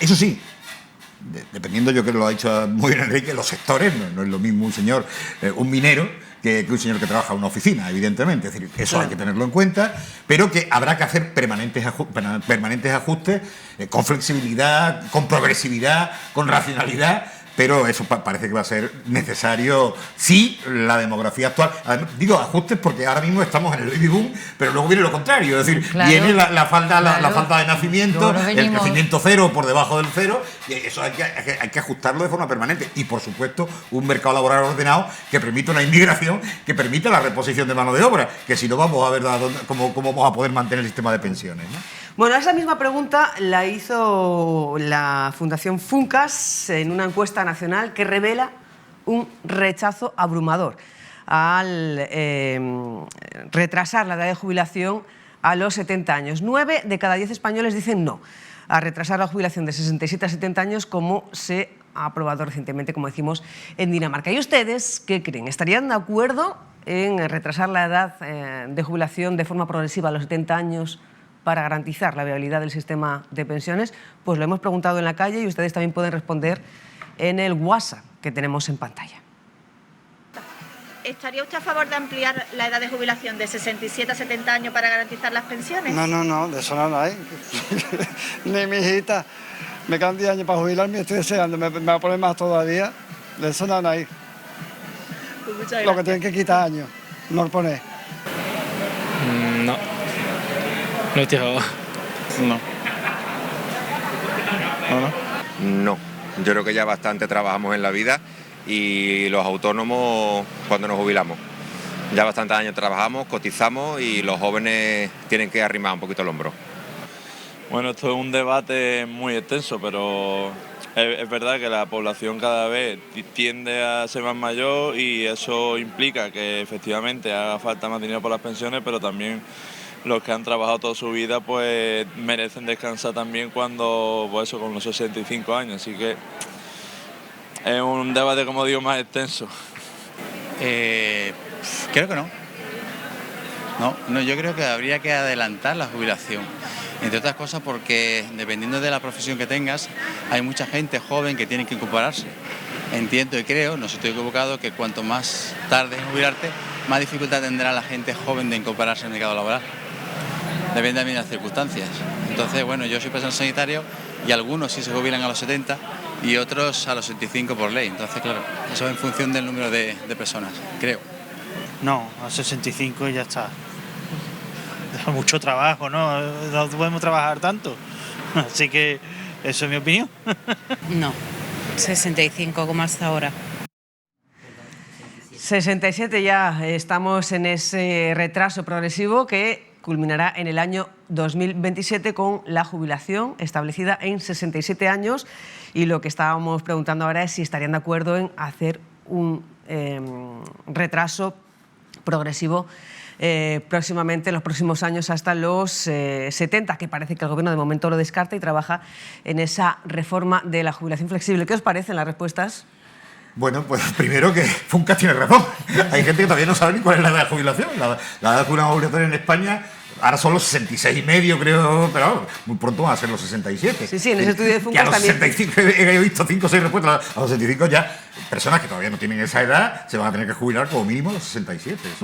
Que el desconocimiento es importante. Sí, en esa encuesta de Funcas también se concluye el desconocimiento que tiene la mayor parte de españoles de cómo funciona el sistema de pensiones. Solamente lo conoce, según esta encuesta, un 20% y la mayoría creen que con lo que se cotiza actualmente es con lo que van a cobrar sus pensiones en el futuro cuando se jubilen. ¿Qué te parece la encuesta? Que nos estamos pagando nuestra pensión. Exactamente. Mientras trabajamos nos pagamos nuestra pensión. Bueno, pues hay que pagar la de otro. Pagamos la de nuestros padres. Hombre, me parece que queda claro el desconocimiento que hay sobre las pensiones. Y yo entiendo que ahora mismo las personas que están trabajando le digan, pues mira, no, es que no te vas a jubilar a los 65, erróneamente, que esos son los 67, sino a los 70. Entiendo que el choque es importante y evidentemente lo primero que te sale es un no. Yo no me quiero jubilar a los 70, obviamente. Pero claro, si le damos margen, de todas maneras yo también lo veo, que ya te lo he dicho antes, no lo tengo muy claro. Pero que entiendo ese no rotundo, así, esa impronta de decir no quiero. Lo entiendo y casi lo comparto. ¿Y Enrique? Bueno, el estudio este lo ha hecho Elisa Chulea, que es una profesora de la UNED, pero ahí se ve que precisamente los que están en contra de que se alargue la edad de jubilación son los mayores que todavía están trabajando. Claro, estos empezaron a trabajar, como dijimos, con 20 y pocos años. Entonces, su vida laboral es muy larga. Antes decía Concha, claro, si vas a estar trabajando hasta los 70, pero si entras a los 30 y estás hasta los 70, son 40 años cotizando. Ahora estábamos contando que entrabas hasta los 20 y te ibas a los 65, son 45 años. Y luego, a la hora de hacer las preguntas en las encuestas, hay que entender qué pregunta se ha hecho. Yo recuerdo en una asignatura que tenía yo en la carrera que se llamaba Técnicas Avanzadas de Investigación Social, la introducción al libro decía, la opinión pública es manipulable, punto, siempre es manipulable. Y si preguntamos si están de acuerdo en pagar impuestos, normalmente dirán todos que no, ¿verdad? Pues esto es parecido. Estamos hablando de una necesidad. La esperanza de vida de las personas ha crecido muchísimo. Antes se jubilaba uno con 65 años, pero podríamos decir, la gente tenía el buen gusto, con humor negro me refiero, de decir, bueno, pero es que luego la gente se moría con 70, 71 años, entonces estaba 5 o 6 años cobrando una pensión y había estado trabajando, cotizando 45 años. Hoy día tenemos la buena costumbre, la mayoría, de alargar la vida. Entonces podemos estar cobrando la pensión, esperemos, en muchos casos, 25 o 30 años. Y con respecto a la jubilación flexible sobre la que trabaja el Gobierno, o está negociando el Gobierno con sindicatos y patronal, ¿creéis que puede ser una solución viable para garantizar el sistema de pensiones? Hombre, sería una medida más. O sea, de las que, como decía José Antonio, hay que tomar varias medidas. O sea, hay que hacer algo. Entonces, el algo, reducirlo solo a una cuestión parece muy complicado. Diversificar e intentar buscar de alguna manera paliar un poco el excesivo gasto de las pensiones por la demografía de las personas que ya vamos cumpliendo años y seguimos viviendo un montón, pues sí, me parece adecuado, pero yo insisto, claro, en este caso básicamente es la posibilidad de hacerlo si quieres. También depende de las condiciones en las que te jubilaras, porque si te has jubilado forzosamente, no sé, por enfermedad, por despido o lo que sea, igual no te apetecía o no querías dejar de trabajar, pues no me parece mal darle este margen. Pero por otra parte, claro, el tema que dice Enrique también es que es cierto. Entonces hay que ir barajando. Si tú vas copando el trabajo que hay o la oferta de trabajo con las personas que ya estábamos trabajando, pues das poco margen a la posibilidad de que las personas jóvenes ingresen en el mundo laboral. Entonces, viable sí, pero no suficiente. Por supuesto que no, suficiente no, y además viable teniendo en cuenta la población joven que quiere ingresar al mundo laboral, que eso es fundamental, o sea, hay que seguir dándole opciones, porque esas personas es que no tienen nada, y al fin y al cabo los pensionistas tenemos la pensión, pero esas personas jóvenes necesitan entrar al mundo laboral. Entonces, habría que jugar con mucho cuidado de qué puertas abres y cuáles son las empresas o el mecanismo para que las personas jubiladas sigan cotizando y sigan dentro del sistema laboral. Desde luego, cuidando a los jóvenes, por supuesto. Por supuesto. ¿Y cuáles creéis que pueden ser los incentivos para que las personas que ya están jubiladas, los pensionistas actuales, vuelvan a reincorporarse al mercado laboral en esta negociación que se está llevando a cabo? Porque, por ejemplo, lo que se plantea ahora, para que se haga una idea, un ejemplo, si el jubilado se reincorpora con un 60% de jornada laboral, cobraría el 60% por su contrato laboral, 40% de la pensión y luego un plus, un incremento de un 20% por parte del Gobierno. ¿Cuáles creéis que pueden ser los incentivos para que los pensionistas accedan a esa jubilación flexible? Bueno, aquí hay que tener en cuenta, como decíamos antes, muchísimas cosas. Yo veo, lo que más me gusta de esta propuesta es el adjetivo flexible. Es decir, es algo que se puede variar, pero le veo el gran inconveniente que Concha ha marcado otra vez, y yo lo dije antes, es que nosotros tenemos un mercado laboral que tiene un paro estructural entre el 10 y el 12%. Nuestro mercado laboral no es capaz de generar más puestos de trabajo. Entonces, si mantenemos a una persona jubilada o en edad de jubilarse, estamos de alguna forma impidiendo que otra acceda al mercado laboral, con lo cual retrasamos aún más la entrada en el mercado laboral. Yo me he jubilado hace poco. Posiblemente si me hubieran dicho, pues puede seguir 1 o 2 años más, pues a lo mejor habría dicho que sí, 1 o 2 años. ¿Por qué? Tenía un puesto de trabajo cómodo, basado en la responsabilidad, que a lo mejor prima más la experiencia. O sea, es un puesto que prima más que tengas experiencia que llegar en unas condiciones físicas excelentes y tal, que yo no las tengo malas. Pero también pensé una vez y dije, bueno, ¿cuál es la filosofía? Trabajar hasta que ya no estés bien. No, lo suyo es que te vayas cuando todavía estés bien. Tenemos que empezar a pensar que reducir los ingresos mejorando otros aspectos de la vida, pues también puede ser interesante. Porque el único incentivo que yo le veo a seguir trabajando es que económicamente te iban a dar una mejora. Hay cosas que no se pagan con dinero. Efectivamente, eso creo yo. Luego te hago la pregunta que también hemos hecho en la calle. Lo que tú referías, hay una ventaja cuando tú continúas más allá de la edad obligatoria, ¿no? Y es que tú decides cuándo te vas, ¿no? Bueno, puedes estar 5 años más, que es lo que la ley te marca como máximo, pero oye, yo a los 3 ya no puedo más, pues me voy. 20 días antes preavisa, venga, que he decidido me voy. Creo que esa flexibilidad es buena, ¿no? Es decir, claro, vamos a ver, si yo fuera minero, no seguiría trabajando. Evidentemente no, porque mi físico ya no da para bajar a la mina y estar 5 horas picando, ¿no? Evidentemente. Si tengo un puesto de responsabilidad que se basa en la experiencia, tal, parece más sencillo que puedas continuar, ¿no? Evidentemente, pues te digo que depende mucho, la flexibilidad y tal, depende mucho del puesto de trabajo también que tengas y de... Yo veo difícil, de esta manera, a pesar de que el gobierno es optimista, dice que va a multiplicar por 15, primero que las empresas acepten, que esto es una... Claro. A que en este juego no solo juega el que uno quiera reincorporarse. Depende de la empresa. Si uno otra cosa son los autónomos, que podrían tomar esa decisión, pero los que trabajan por cuenta ajena, van a tener que hablar con sus empresas, y veo difícil que una persona que sea, depende del tiempo que haga que se haya marchado del mercado laboral. Si te has ido hace 2 años, yo veo muy difícil que alguien se pueda reincorporar. Lo veo difícil, ¿no? Pero bueno, vamos a ver lo que da de sí Luego la también medida. habría que poner sobre la mesa qué pensión le ha quedado a cada uno. Claro, también. Que a lo mejor eso también es una medida que incita y qué cargas familiares tiene, y que bueno, hay muchas variables, evidentemente. Que yo, bueno, se va a incentivar, o se pretende incentivar, ¿no? Con esta negociación flexible, o sea, de esta jubilación flexible, se incentiva por parte del Estado a pagar un 10% más, ¿no? A las personas que decidan acogerse a este sistema. O un 20, según el rango. Pero también me planteo otra cosa. ¿Cuántos jóvenes nuestros se van a trabajar al extranjero porque el sueldo que cobran, no sé, en investigación o en sanidad es mucho más bajo en comparación con el que cobrarían en el extranjero?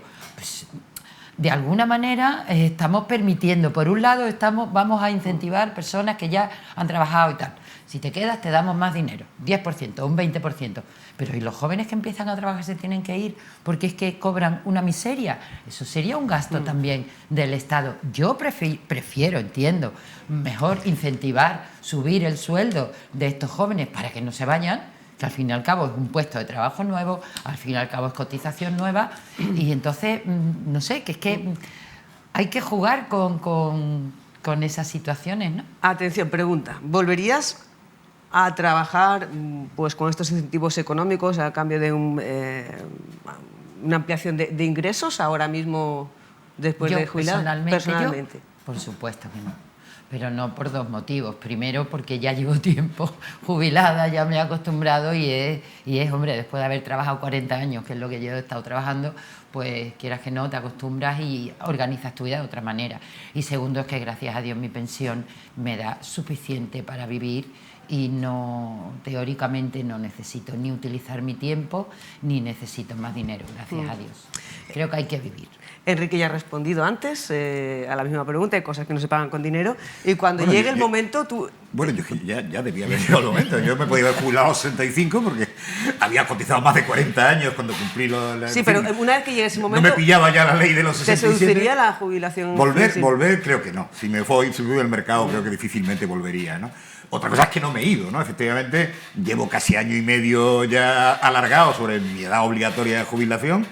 Y ya veremos. Esto yo lo hago año a año. Si me veo con fuerza, si me veo con ganas, bueno, tengo la posibilidad ahora mismo, conforme a la ley, me quedarían 3 años y medio así de trabajo. No sé si los voy a votar, pero en principio si me veo con fuerza y con ganas, a mí mi trabajo me gusta. Hombre, me gustaría que hubiera... lo que pasa es que la administración pública es muy difícil, ¿no? El famoso contrato de relevo sería magnífico. Trabajar 4 horas, primero enseñas al que viene, que creo que es importante, no, los puestos que necesitan experiencia y tal, y tú puedes reducir tu jornada, ¿no? A veces ya se me hace un poco larga, ¿no? Pero bueno, mientras me encuentre con salud y con ganas, a mí el trabajo no me disgusta y bueno, pues podría seguir, ¿no?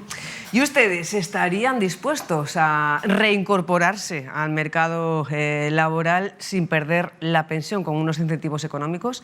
Estas son las respuestas que nos han dejado en la calle. ¿Volvería usted a trabajar para ampliar sus ingresos? Pues sí, siempre que sea cobrando, sí.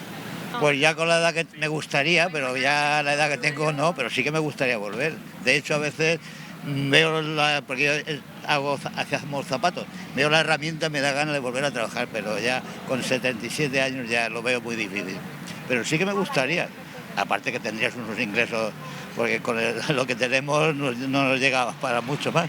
No, cambiaría mucho yo a la gente joven de ahora, no la mía. No, estoy arrepentida, pero bueno, es lo que había. Mucho trabajar, mucho ahorrar, no.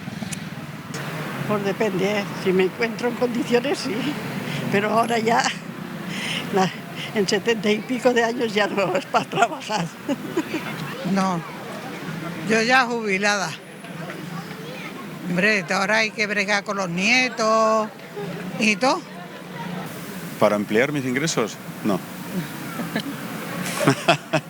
¿Lo tiene claro? Sí, lo tengo claro. Por supuesto que sí, por supuesto que sí. Siempre trabajar te da vida. Así que sin pensarlo. Bueno, pues hay de todo en esta segunda encuesta. Hay gente que sí y hay gente que no. Ambos casos lo tienen claro. Bueno, pues seguiremos pendientes de esta reforma, de esta negociación de la jubilación flexible, a través de la cual el Gobierno tiene previsto multiplicar por 15. Ahora mismo hay 3.500 pensionistas que han vuelto a trabajar y quiere multiplicar por 15 esta cifra, el Ejecutivo Central. Nos pide paso Raúl Llamas. Nos vamos en directo al Colegio Ramón y Cajal, como saben, cerrado a causa pendiente de ese estudio patológico por el riesgo de derrumbe, y ya se cumple una semana de la reubicación de su alumnado en otros 3 centros educativos. Vamos hasta ese centro para conocer, de la mano de los familiares, de la Asociación de Madres y Padres de Alumnos, cómo está siendo esta semana y cómo se plantea el mes de octubre, teniendo en cuenta que es la fecha en la que se iniciaría el comedor. Raúl Llamas, muy buenas de nuevo.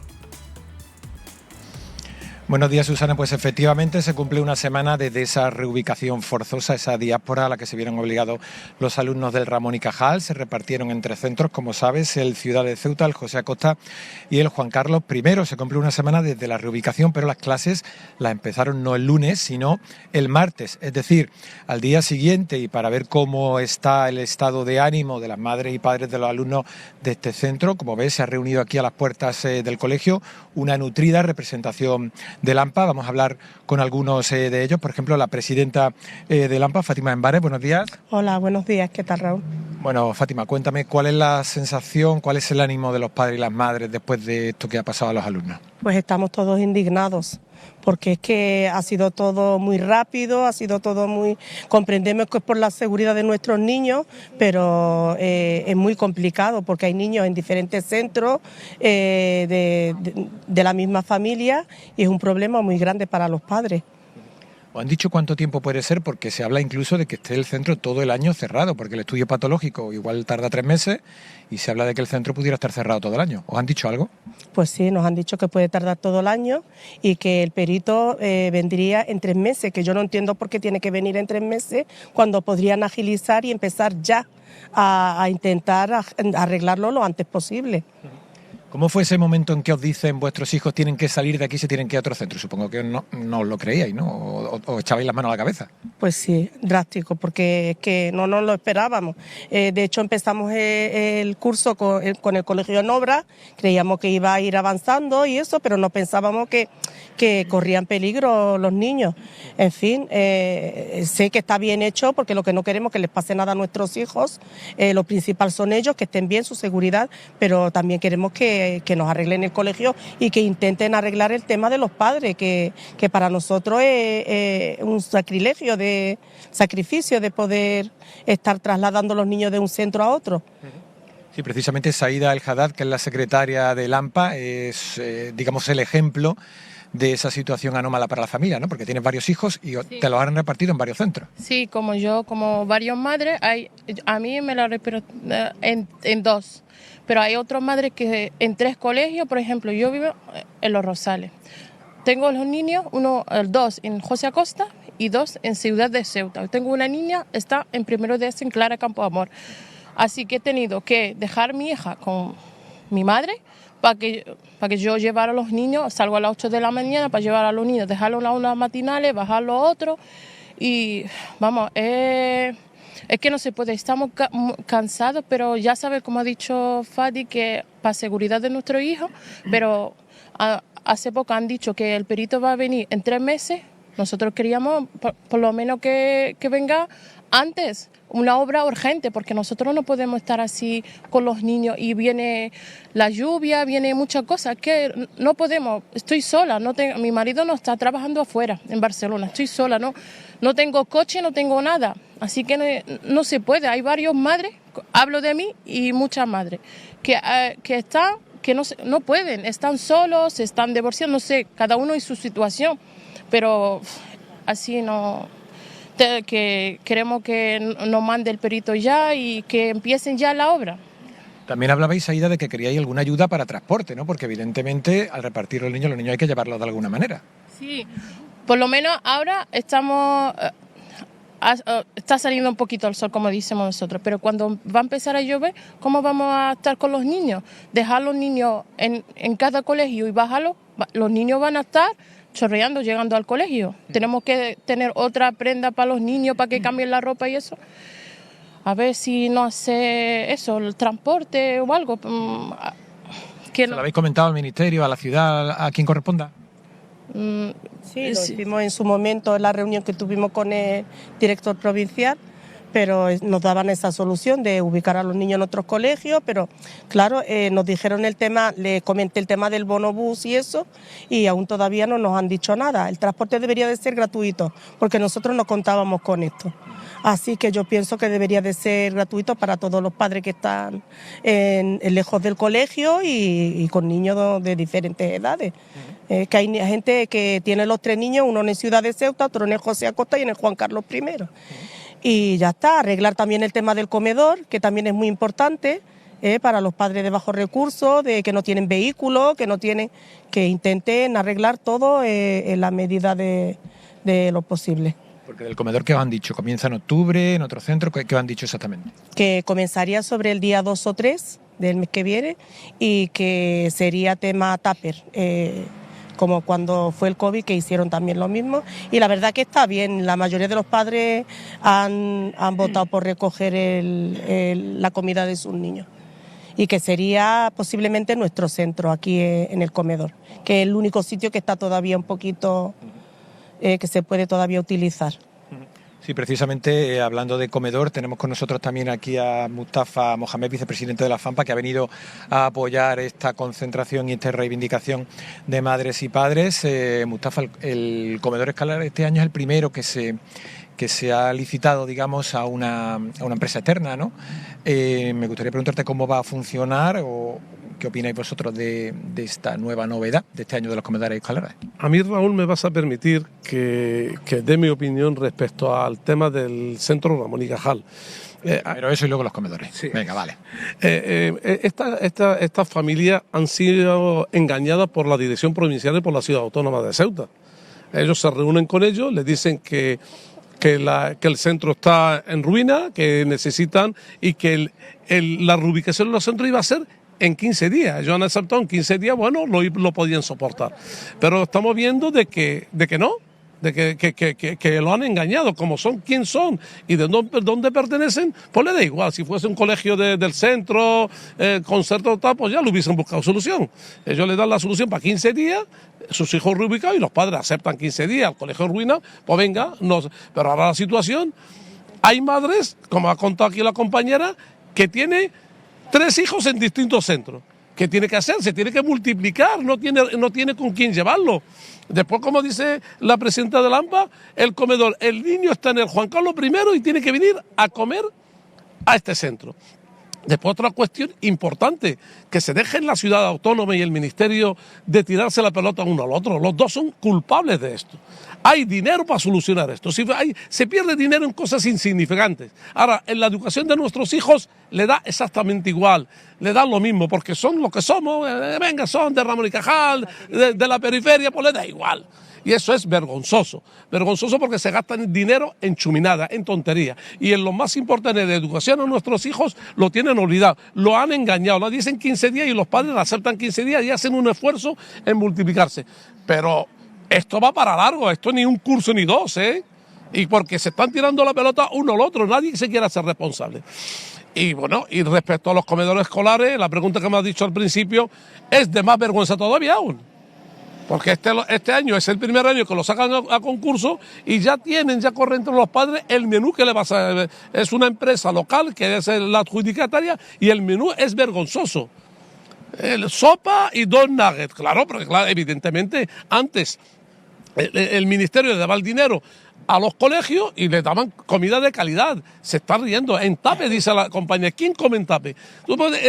Digamos, el pliego de condiciones, un menú, 1,50 €. ¿Quién come 1,50 € si el café vale eso? Pues vergonzoso, los menús que han sacado aquí, y eso lo vamos a pelear evidentemente, y eso lo vamos a denunciar al defensor del pueblo, a donde sea, porque un niño tiene que comer en condiciones, no a base de nuggets y a base de otra patata frita y todo el tema, y eso no, porque claro, lo sacan en concurso el ministerio, el que está en Madrid no sabe la industriocracia que hay aquí en Ceuta, le dan esa cantidad y ahora el empresario tiene que ganar, y tiene que pagar el transporte, el que lleva la comida para llevar, y el cocinero. Y si antes daban 5 euros en menú escolar para los niños, ahora para comer es 1,50 €. Y eso es vergonzoso. Al que corresponde se le tenía que caer el de vergüenza, igual que lo de Ramón y Cajal.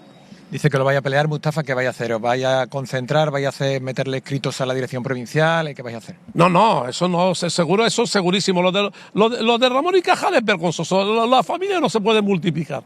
No puedes llevar a un hijo en el Juan Carlos I, uno en el José Acosta y un hijo en el Ciudad de Ceuta. Eso es imposible, materialmente imposible. Después hablamos de absentismo escolar, que los niños no van a clase. Claro, pero si ustedes no lo ayudáis, si ustedes sois uno, voy a decir una barbaridad, uno sinvergüenza.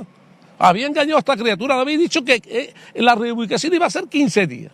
Y eso no va a ser ni 15 días, ni 3 meses, ni 4 meses. Los niños van a estar ahí y los padres de un lado a otro sacrificándose y sin recurso ninguno, sin coche, algunos no tienen coche y no ponen nada. Y ellos están en su despacho tranquilamente riéndose de los ciudadanos de Ceuta. Y eso culpo yo tanto a la ciudad autónoma como al ministerio. Los dos, que no se tiren la pelota uno al otro, porque los dos son culpables. Porque a los ciudadanos de Ceuta hablamos de Constitución, no se le aplica a esta criatura lo que dice la Constitución.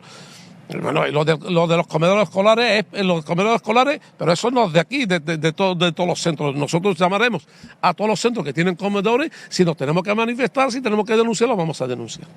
Bueno, pues muy bien, muchas gracias a Mustafa, a Fátima, a Saída, a todos. ¿Quieres añadir algo más? Sí, para Susana, un segundito.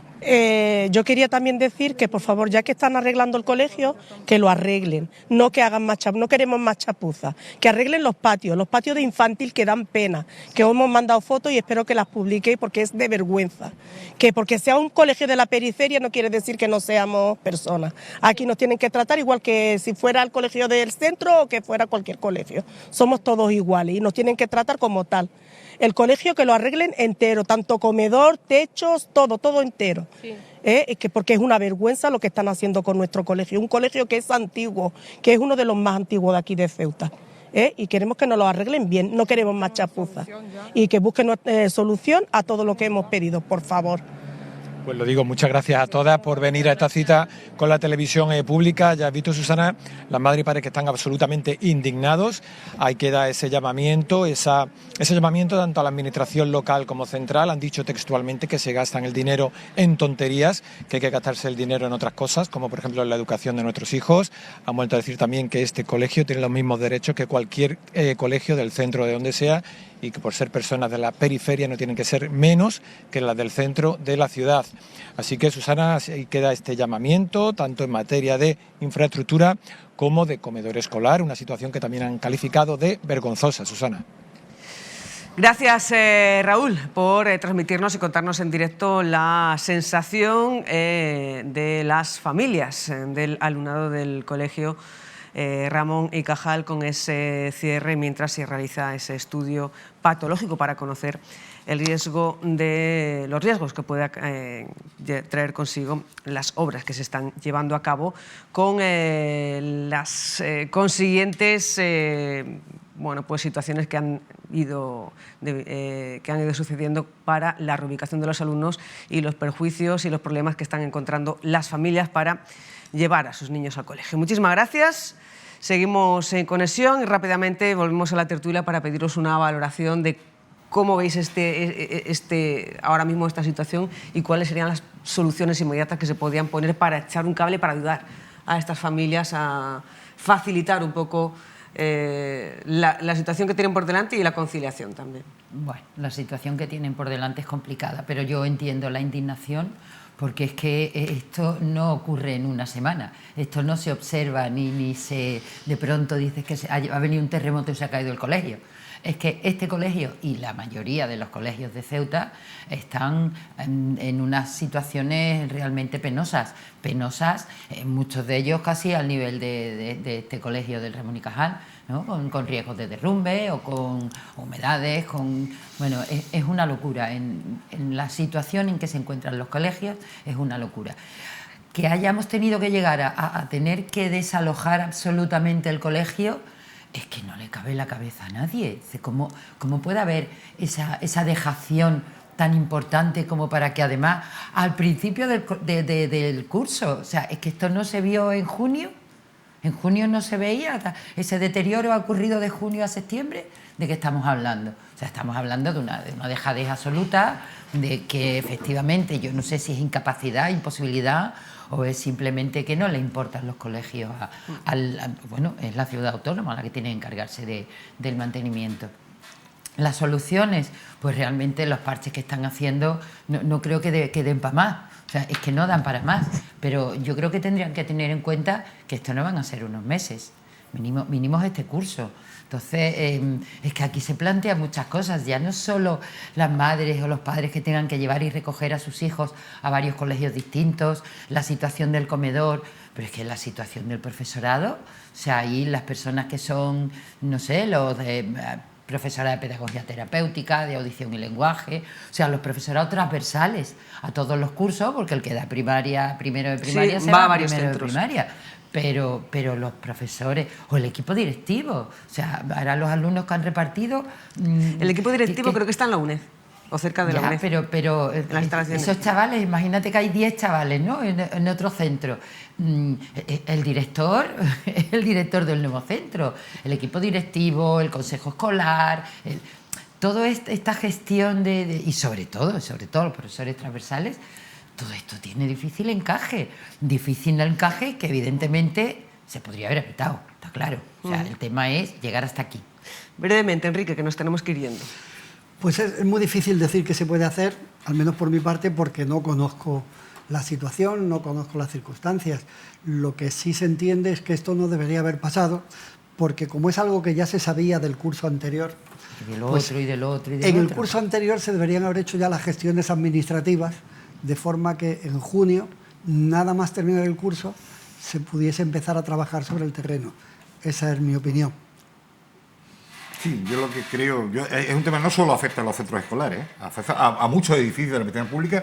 Yo conozco de la ciudad autónoma y hace años que siempre recomiendo a mis consejeros que sería conveniente generar una unidad de mantenimiento de los edificios, porque hay un auténtico problema, no solo en los centros escolares, y si hubiera una unidad capaz de planificarlo, de seguirlo, etcétera, se deja un poco en manos de los directores de los centros, que no son ni arquitectos, ni ingenieros, ni aparejadores, en los casos profesores, en otros bibliotecarios, en otros entrenadores deportivos. En fin, en definitiva, yo creo que este es un problema que debería hacerse mirar y generar una unidad como tienen otros ministerios. Por ejemplo, el Ministerio de Cultura tiene una gerencia de infraestructura que atiende al mantenimiento de sus infraestructuras, ¿no? Aquí eso no existe, hay que traer técnicos de otras para que te echen una mano. Es decir, esto yo creo que sería no es una solución a lo que ahora el edificio, evidentemente hay que hacer obras y eso va a tardar, los edificios no se improvisan. Este curso veo difícil en las condiciones que he visto en el centro que este curso se pueda utilizar, ¿no? Otra cosa es la solución que deberían implementar, que ahí no me meto porque no conozco bien la planificación del ministerio, pero desde luego este edificio este año que se olvide, me da la impresión. Y luego están encima de la mesa esas reivindicaciones que hacían, como por ejemplo que el autobús fuera gratuito o el tema del comedor. Ahora mismo la solución es ir a recoger tuppers al Colegio Ramón y Cajal, a otro centro distinto a donde están acudiendo los niños a colegio. Eso será para otro día, nos quedamos sin tiempo. Concha Bernet, muchas gracias una vez más. Enrique Ávila, muy gracias. Y muchísimas gracias, José Antonio. Seguimos conectados para tratar este asunto u otros que surjan en los próximos días cuando volvamos a vernos. Muy bien. Y nos vamos en directo, Plaza de los Reyes. Teresa Arnaiz, muy buenas de nuevo. Cuéntanos qué está pasando ahí en estos mismos instantes, 11 de la mañana y 27 minutos. Buenas, Susana. Pues mira, en la Plaza de los Reyes hay un mercadillo solidario de la Asociación Síndrome de Down Ceuta para recaudar fondos pues para la asociación. Estamos con Mari Carmen, que es la responsable de programas de adultos de la Asociación Síndrome de Down Ceuta. Buenos días. Hola, buenos días, ¿qué tal? Bueno, ¿cómo surge la idea de montar este mercadillo? Bueno, pues no es la primera vez que lo hacemos, llevamos ya varios años, pero hacemos mercadillos solidarios para poder recoger fondos, como muy bien has dicho tú, para la asociación y para todas las terapias y para todas las cosas que necesitamos para los chicos, para que todo siga adelante, claro, porque todo lo que recojamos es poco, es bienvenido, vamos. ¿Quién ha colaborado con vosotros aportando estas prendas, que hay que decir que son nuevas o seminuevas? Sí, hay algunas que son nuevas y otras seminuevas, pues desde profesionales de la asociación, familia, todo, o sea que ahí todo el mundo puede colaborar y estamos también abiertos a que traigan cosas, o sea, desde CD, desde música, ropa, collares, de todo, zapatos, como bien ves, o sea que tenemos de todo. Todo ello para colaborar con la asociación, para que tenga pues eso, fondos suficientes para llevar a cabo programas, actividades, alguna que otra tarea de mantenimiento, ¿no? Sí, porque verás, tenemos programas tenemos los programas de adultos por la mañana como los programas de por la tarde de los más pequeños, las terapias tanto de atención temprana como de logopedia. Por la mañana también el tema de la trabajadora social, como es el programa laboral. Después tenemos el programa de ocio, de natación, de hípica, de hipoterapia, un montón de cosas y más programas que hacemos paralelos para poder... Y dentro de poco empezamos también con la venta de calendario, que ya mismo estamos esperando, ya pronto nos llega. Si Dios quiere, pues estaremos en la calle en esta semana. Bueno, todo bien. Y si hay alguien que quiera donar, hacer un donativo sin tener que llevarse nada, pues aquí está. Sí, también tenemos la hucha de síndrome de Down, que todo el que quiera hacer un donativo, tanto por la página, que la tenemos en la web, como aquí físicamente, puede hacerlo perfectamente. O sea que estamos abiertos y son bien recibidos toda la persona que quiera colaborar. ¿Hasta qué hora vais a estar aquí? Pues estaremos hasta el mediodía, hasta las 2 de la tarde, una cosita así, estaremos aquí si el tiempo nos acompaña, ¿vale? Sí. Y tenemos pensamiento también de hacerlo una vez al mes en meses venideros, o sea que también estaremos por aquí, siempre que podamos y con muchas ganas. Pues muchas gracias, Mari Carmen. Nada, a vosotros. Que vaya bien la mañana. Igualmente, gracias a vosotros. Bueno, Susana, pues si alguien va a pasar durante la mañana por aquí, por la Plaza de los Reyes, pues que recuerde que aquí está este mercadillo solidario de la Asociación Síndrome de Down y que puede colaborar aportando lo que quiera. Muchas gracias, Tere. Vemos que de momento el día aguanta sin llover. Veremos a ver si se mantiene durante toda la jornada, pero según el gesto que nos haces con la cabeza, apunta que... Sí, hay nubecitas oscuritas, el viento. Parece que el otoño se ha decidido a entrar. De hecho, ya en el calendario ya entró hace unos días. Veremos. La Agencia Estatal de Meteorología anunciaba lluvias para esta mañana. Muchas gracias, Tere. Seguimos en conexión. Nosotros continuamos y vamos ahora a hablar de la ITV, de la Inspección Técnica de Vehículos, que, como saben, es un control obligatorio que garantiza nuestra seguridad en la carretera. Recientemente hablábamos aquí con la directora provincial de Tráfico y nos comentaba que una buena parte, gran parte de las sanciones que llegan a esta unidad en Ceuta son por circular sin la ITV pasada o sin el seguro. Vamos a hablar con el director de la zona centro-sur de la ITV en Ceuta para que nos haga un balance de las inspecciones en la ciudad y conocer cuáles son los fallos más habituales que presentan los coches que no pasan este trámite en las instalaciones de ITV Lesa en Ceuta. Saludamos ya a José Luis Aceves, director de zona de la ITV Centro-Sur. Muy buenos días. Hola, muy buenos días, Susana. Muchísimas gracias por atendernos en esta jornada de lunes 29 de septiembre. Se le acabo de avanzar ahora mismo en la presentación de la charla. ¿Cuál es el balance que podemos hacer de lo que llevamos de año en cuanto a las inspecciones de vehículos en Ceuta? A ver, nosotros facilitamos al Ministerio de Industria todos los años para que haga un análisis a nivel nacional. Y se acaban de publicar recientemente esos datos de número de inspecciones, índice de rechazo, Y se produce una situación llamativa que a nivel nacional sobre 17,7 millones de inspecciones frente a 28.300 inspecciones que hacemos en Ceuta, el índice de rechazo nacional está en el entorno al 19%, mientras que en Ceuta está al 14%. Los defectos más habituales suelen ser parecidos. El alumbrado de la señalización, en primer lugar. En el caso de Ceuta aparece el acondicionamiento exterior, cuando en el resto del territorio son las emisiones las que producen un nivel de rechazo mayor. Y lo que llama la atención es que, a pesar de que la antigüedad del parque a nivel nacional está en el entorno a los 15 años, que se mantiene esa misma referencia, ese mismo dato en Ceuta, con 15,2 años de antigüedad, sin embargo hay un dato que es el porcentaje de incumplidores, que son los propietarios de vehículos que, teniendo que pasar inspección, no la pasan cuando le corresponde. Que si bien a nivel nacional el porcentaje de incumplidores está en el 32,7%, en el caso de Ceuta saltamos al 43,6%. No es que no pasen inspección, insisto, sino que no pasan cuando le toca. En muchos casos van retrasando la obligación de su inspección, y en algunos casos pues llegan a saltarse la obligación de inspección anual, ahorrándose un año. Esto quizás pueda incidir en el hecho de que el rechazo de Ceuta sea algo menor que en el caso del nivel nacional, que no se presentan a inspección porque saben que su vehículo puede quedar rechazado y tardan un poco más en ir o directamente no van. Los motivos del incumplimiento, aparte de conocer que su vehículo no pueda pasar este trámite, ¿puede tener algo que ver también con los precios, con la tarifa? A ver, las tarifas de la ITV están establecidas por las comunidades autónomas, en este caso concreto el contrato de concesión que regula el servicio público, y las tarifas no son distintas ahora de lo que han venido siendo hasta ahora, con sus revalorizaciones, salvo en estos últimos años que se han congelado las tarifas hasta el 2027. El coste de una inspección, estamos hablando que está en torno a los 50 euros al año o cada 2 años, dependiendo de la obligación del vehículo de pasar anualmente o cada 2 años en función de su antigüedad.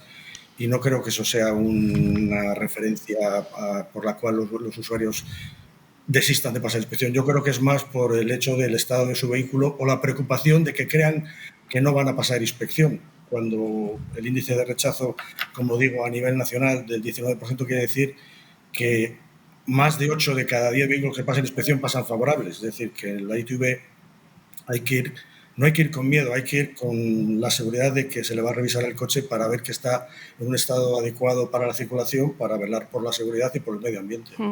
Si hacemos un balance comparativo con respecto al 2024 y lo que llevamos de año 2025, ¿hay algún dato que llame especialmente la atención o se mantiene prácticamente todos los parámetros?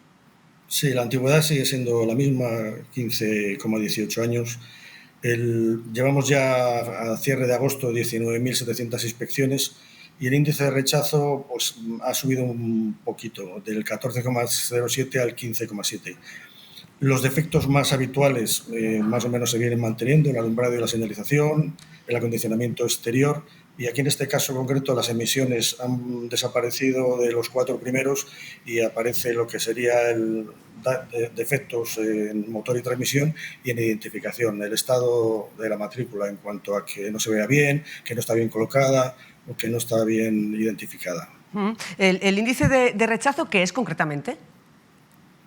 El índice de rechazo refleja cuando un vehículo pasa inspección y tiene al menos un defecto grave, ¿vale? Ese vehículo necesariamente se le indica que está rechazada en inspección, no pasa la inspección favorable y tiene que ir a repararlo para después volver otra vez a pasar inspección para comprobar que el vehículo ahora ya sí reúne las condiciones de seguridad. Esa segunda inspección no se cobra en ningún caso. ¿Y a qué se puede deber, no sé si tienen alguna justificación a que haya subido casi en 2 puntos en 2025 con respecto a 2024 aquí en Ceuta? A ver, al no tener cerrados los datos anuales se pueden producir infinidad de circunstancias. que los meses de verano quizás se hayan podido pasar menos inspecciones en plazo, o que se hayan intentado pasar inspecciones por la necesidad de que el vehículo lo necesitan para ciertas circunstancias y no lo tengan todavía reparado. Habría que comparar el cierre anual para tener una referencia más concreta y analizar en ese sentido si efectivamente hay una desviación relevante entre un año y otro.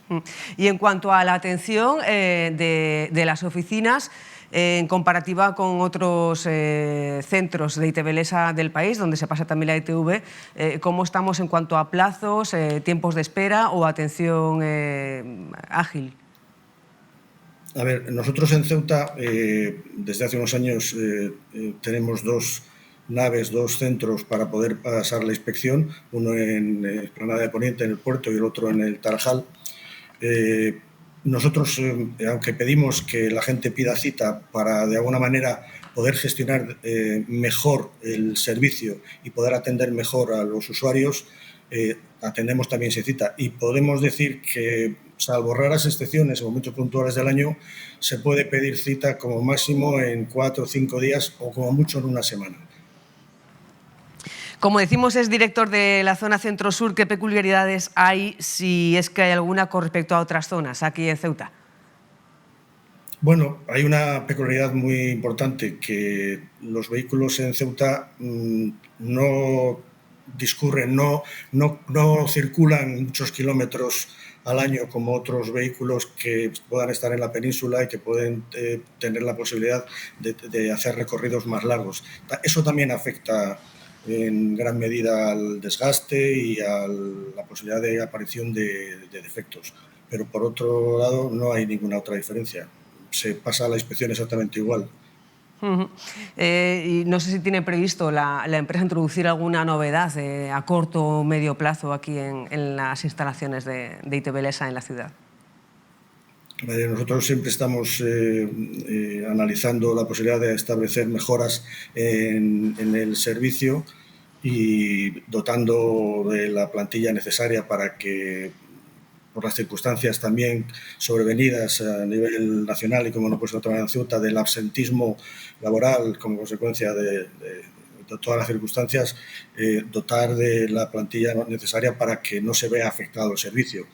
Mejorar las instalaciones también, en el sentido de que la ITV de Tarajal, pues bueno, que es la más antigua, estamos valorando para el año que viene hacer alguna reforma para el tema de los aseos y de los vestuarios de los trabajadores, y que las instalaciones, pues bueno, tengan una mejor imagen, y seguir valorando si las necesidades de inspección de ITV en Ceuta pues requieren la necesidad de dotar de alguna línea de inspección más para poder favorecer ese servicio. ¿No descartaría una tercera instalación?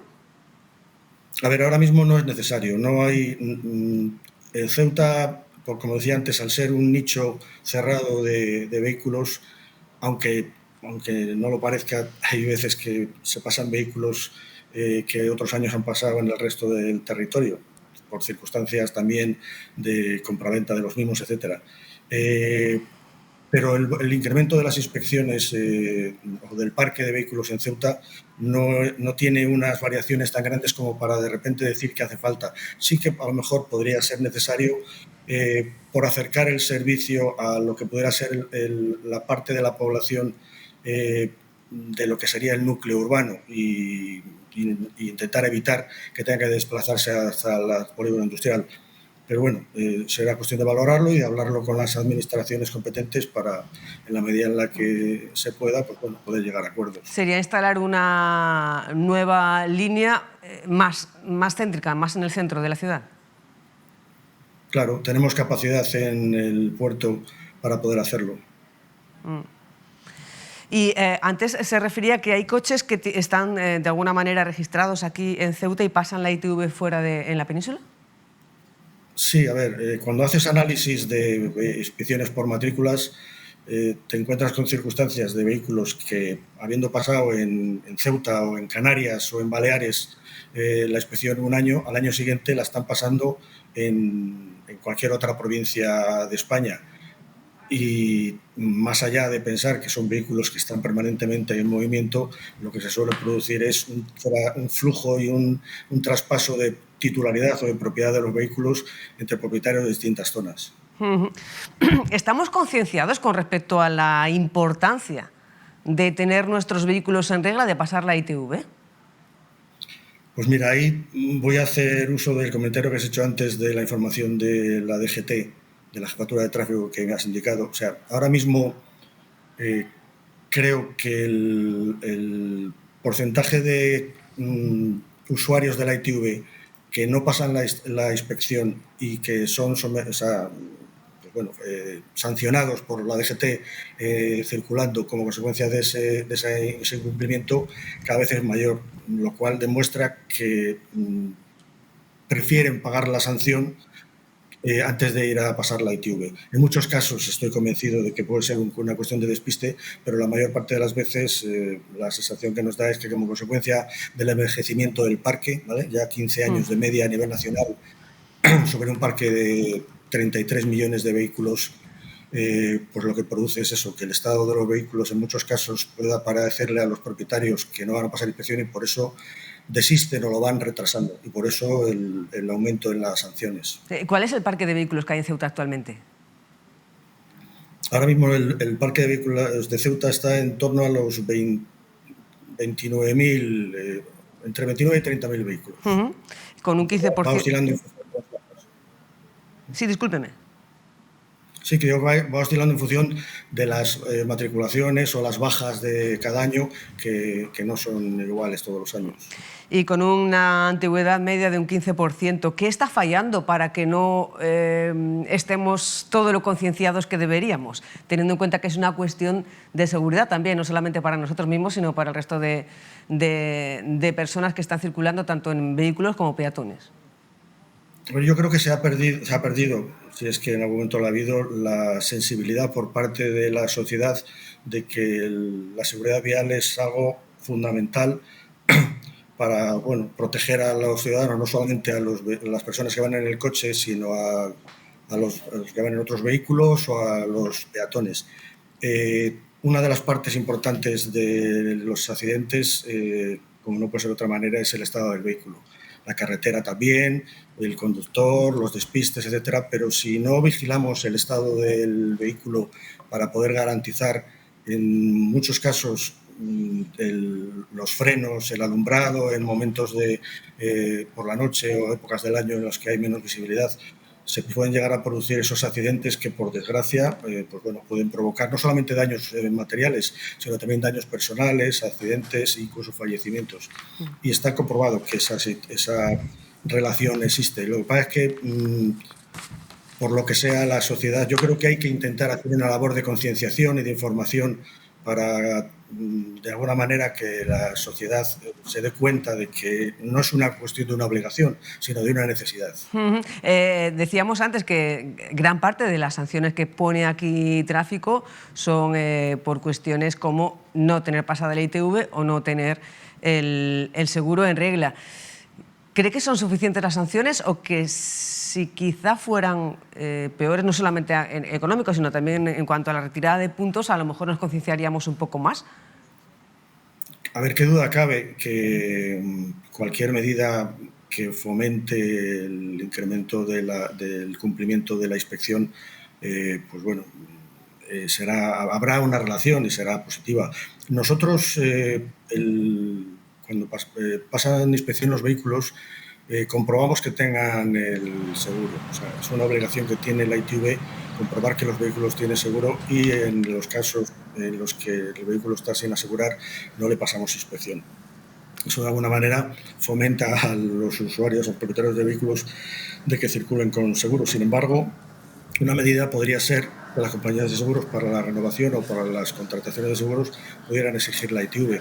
Se está trabajando con el Ministerio y con la patronal del seguro también para intentar que exista esa relación biounívoca entre la ITV y el seguro. Y luego las sanciones, pues si la sanción al final se paga con el descuento, pues quizás no sea un aumento de las sanciones, a lo mejor alguna otra medida, como retener el permiso de circulación, que se hacía antiguamente cuando el tráfico te paraba y no tenías la ITV en regla. Porque ¿cuál es el procedimiento que hace ITV Lesa cuando llega un vehículo a sus instalaciones y no tiene seguro? Nosotros lo que hacemos es comprobar en la base de datos de la DGT si tiene o no tiene seguro en vigor, y lo que hacemos es, en algunos casos, pedirles si puede haber algún tipo de error en el registro que nos acrediten que tiene el seguro, porque pueden haberlo pagado y todavía no está registrado.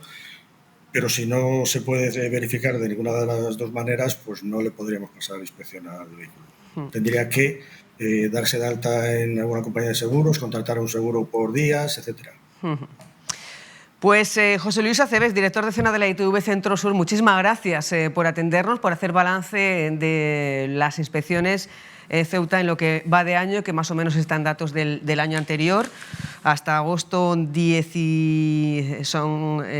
más 19.700 inspecciones las que se han realizado por 28.400 las que se realizaron en 2025, con un 14% en el porcentaje de rechazo, y ese 15% del porcentaje de rechazo en lo que llevamos de 2025. No sé si quiere aprovechar el momento para dar algún consejo a los conductores y conductoras de la ciudad.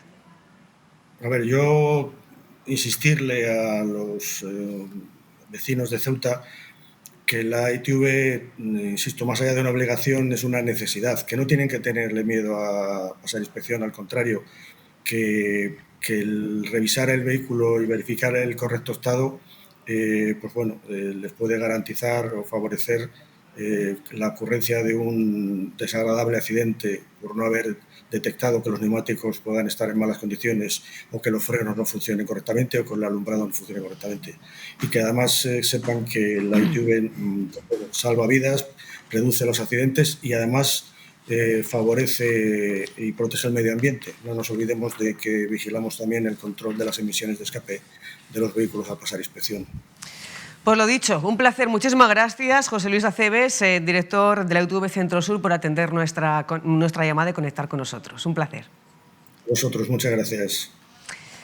Y nuestra conexión ahora nos lleva al Teatro Auditorio del Rebellín. Si recuerdan, la pasada semana hablábamos con uno de los actores de Goteras.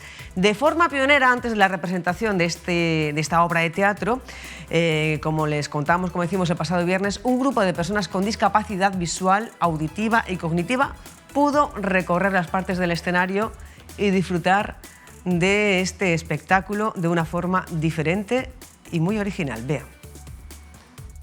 De forma pionera, antes de la representación Goteras, en el Teatro Auditorio del Rebellín, un grupo de personas con discapacidad visual, auditiva y cognitiva ha podido recorrer las partes del escenario.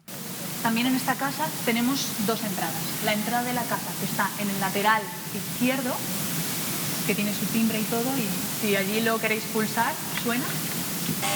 En esa primera parada teatral han tenido frente a frente a los actores Fernando Albizu, Gonzalo Ramos y Gloria Albalate. Yo en principio hago pues eso, el suyo del futuro. ¿Os podéis ahorrar ya la primera media hora de función? No.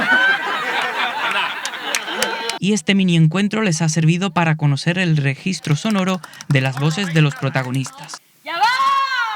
¡Ya va! El vestuario ha sido la parte táctil del recorrido, o lo que se conoce como touch tour.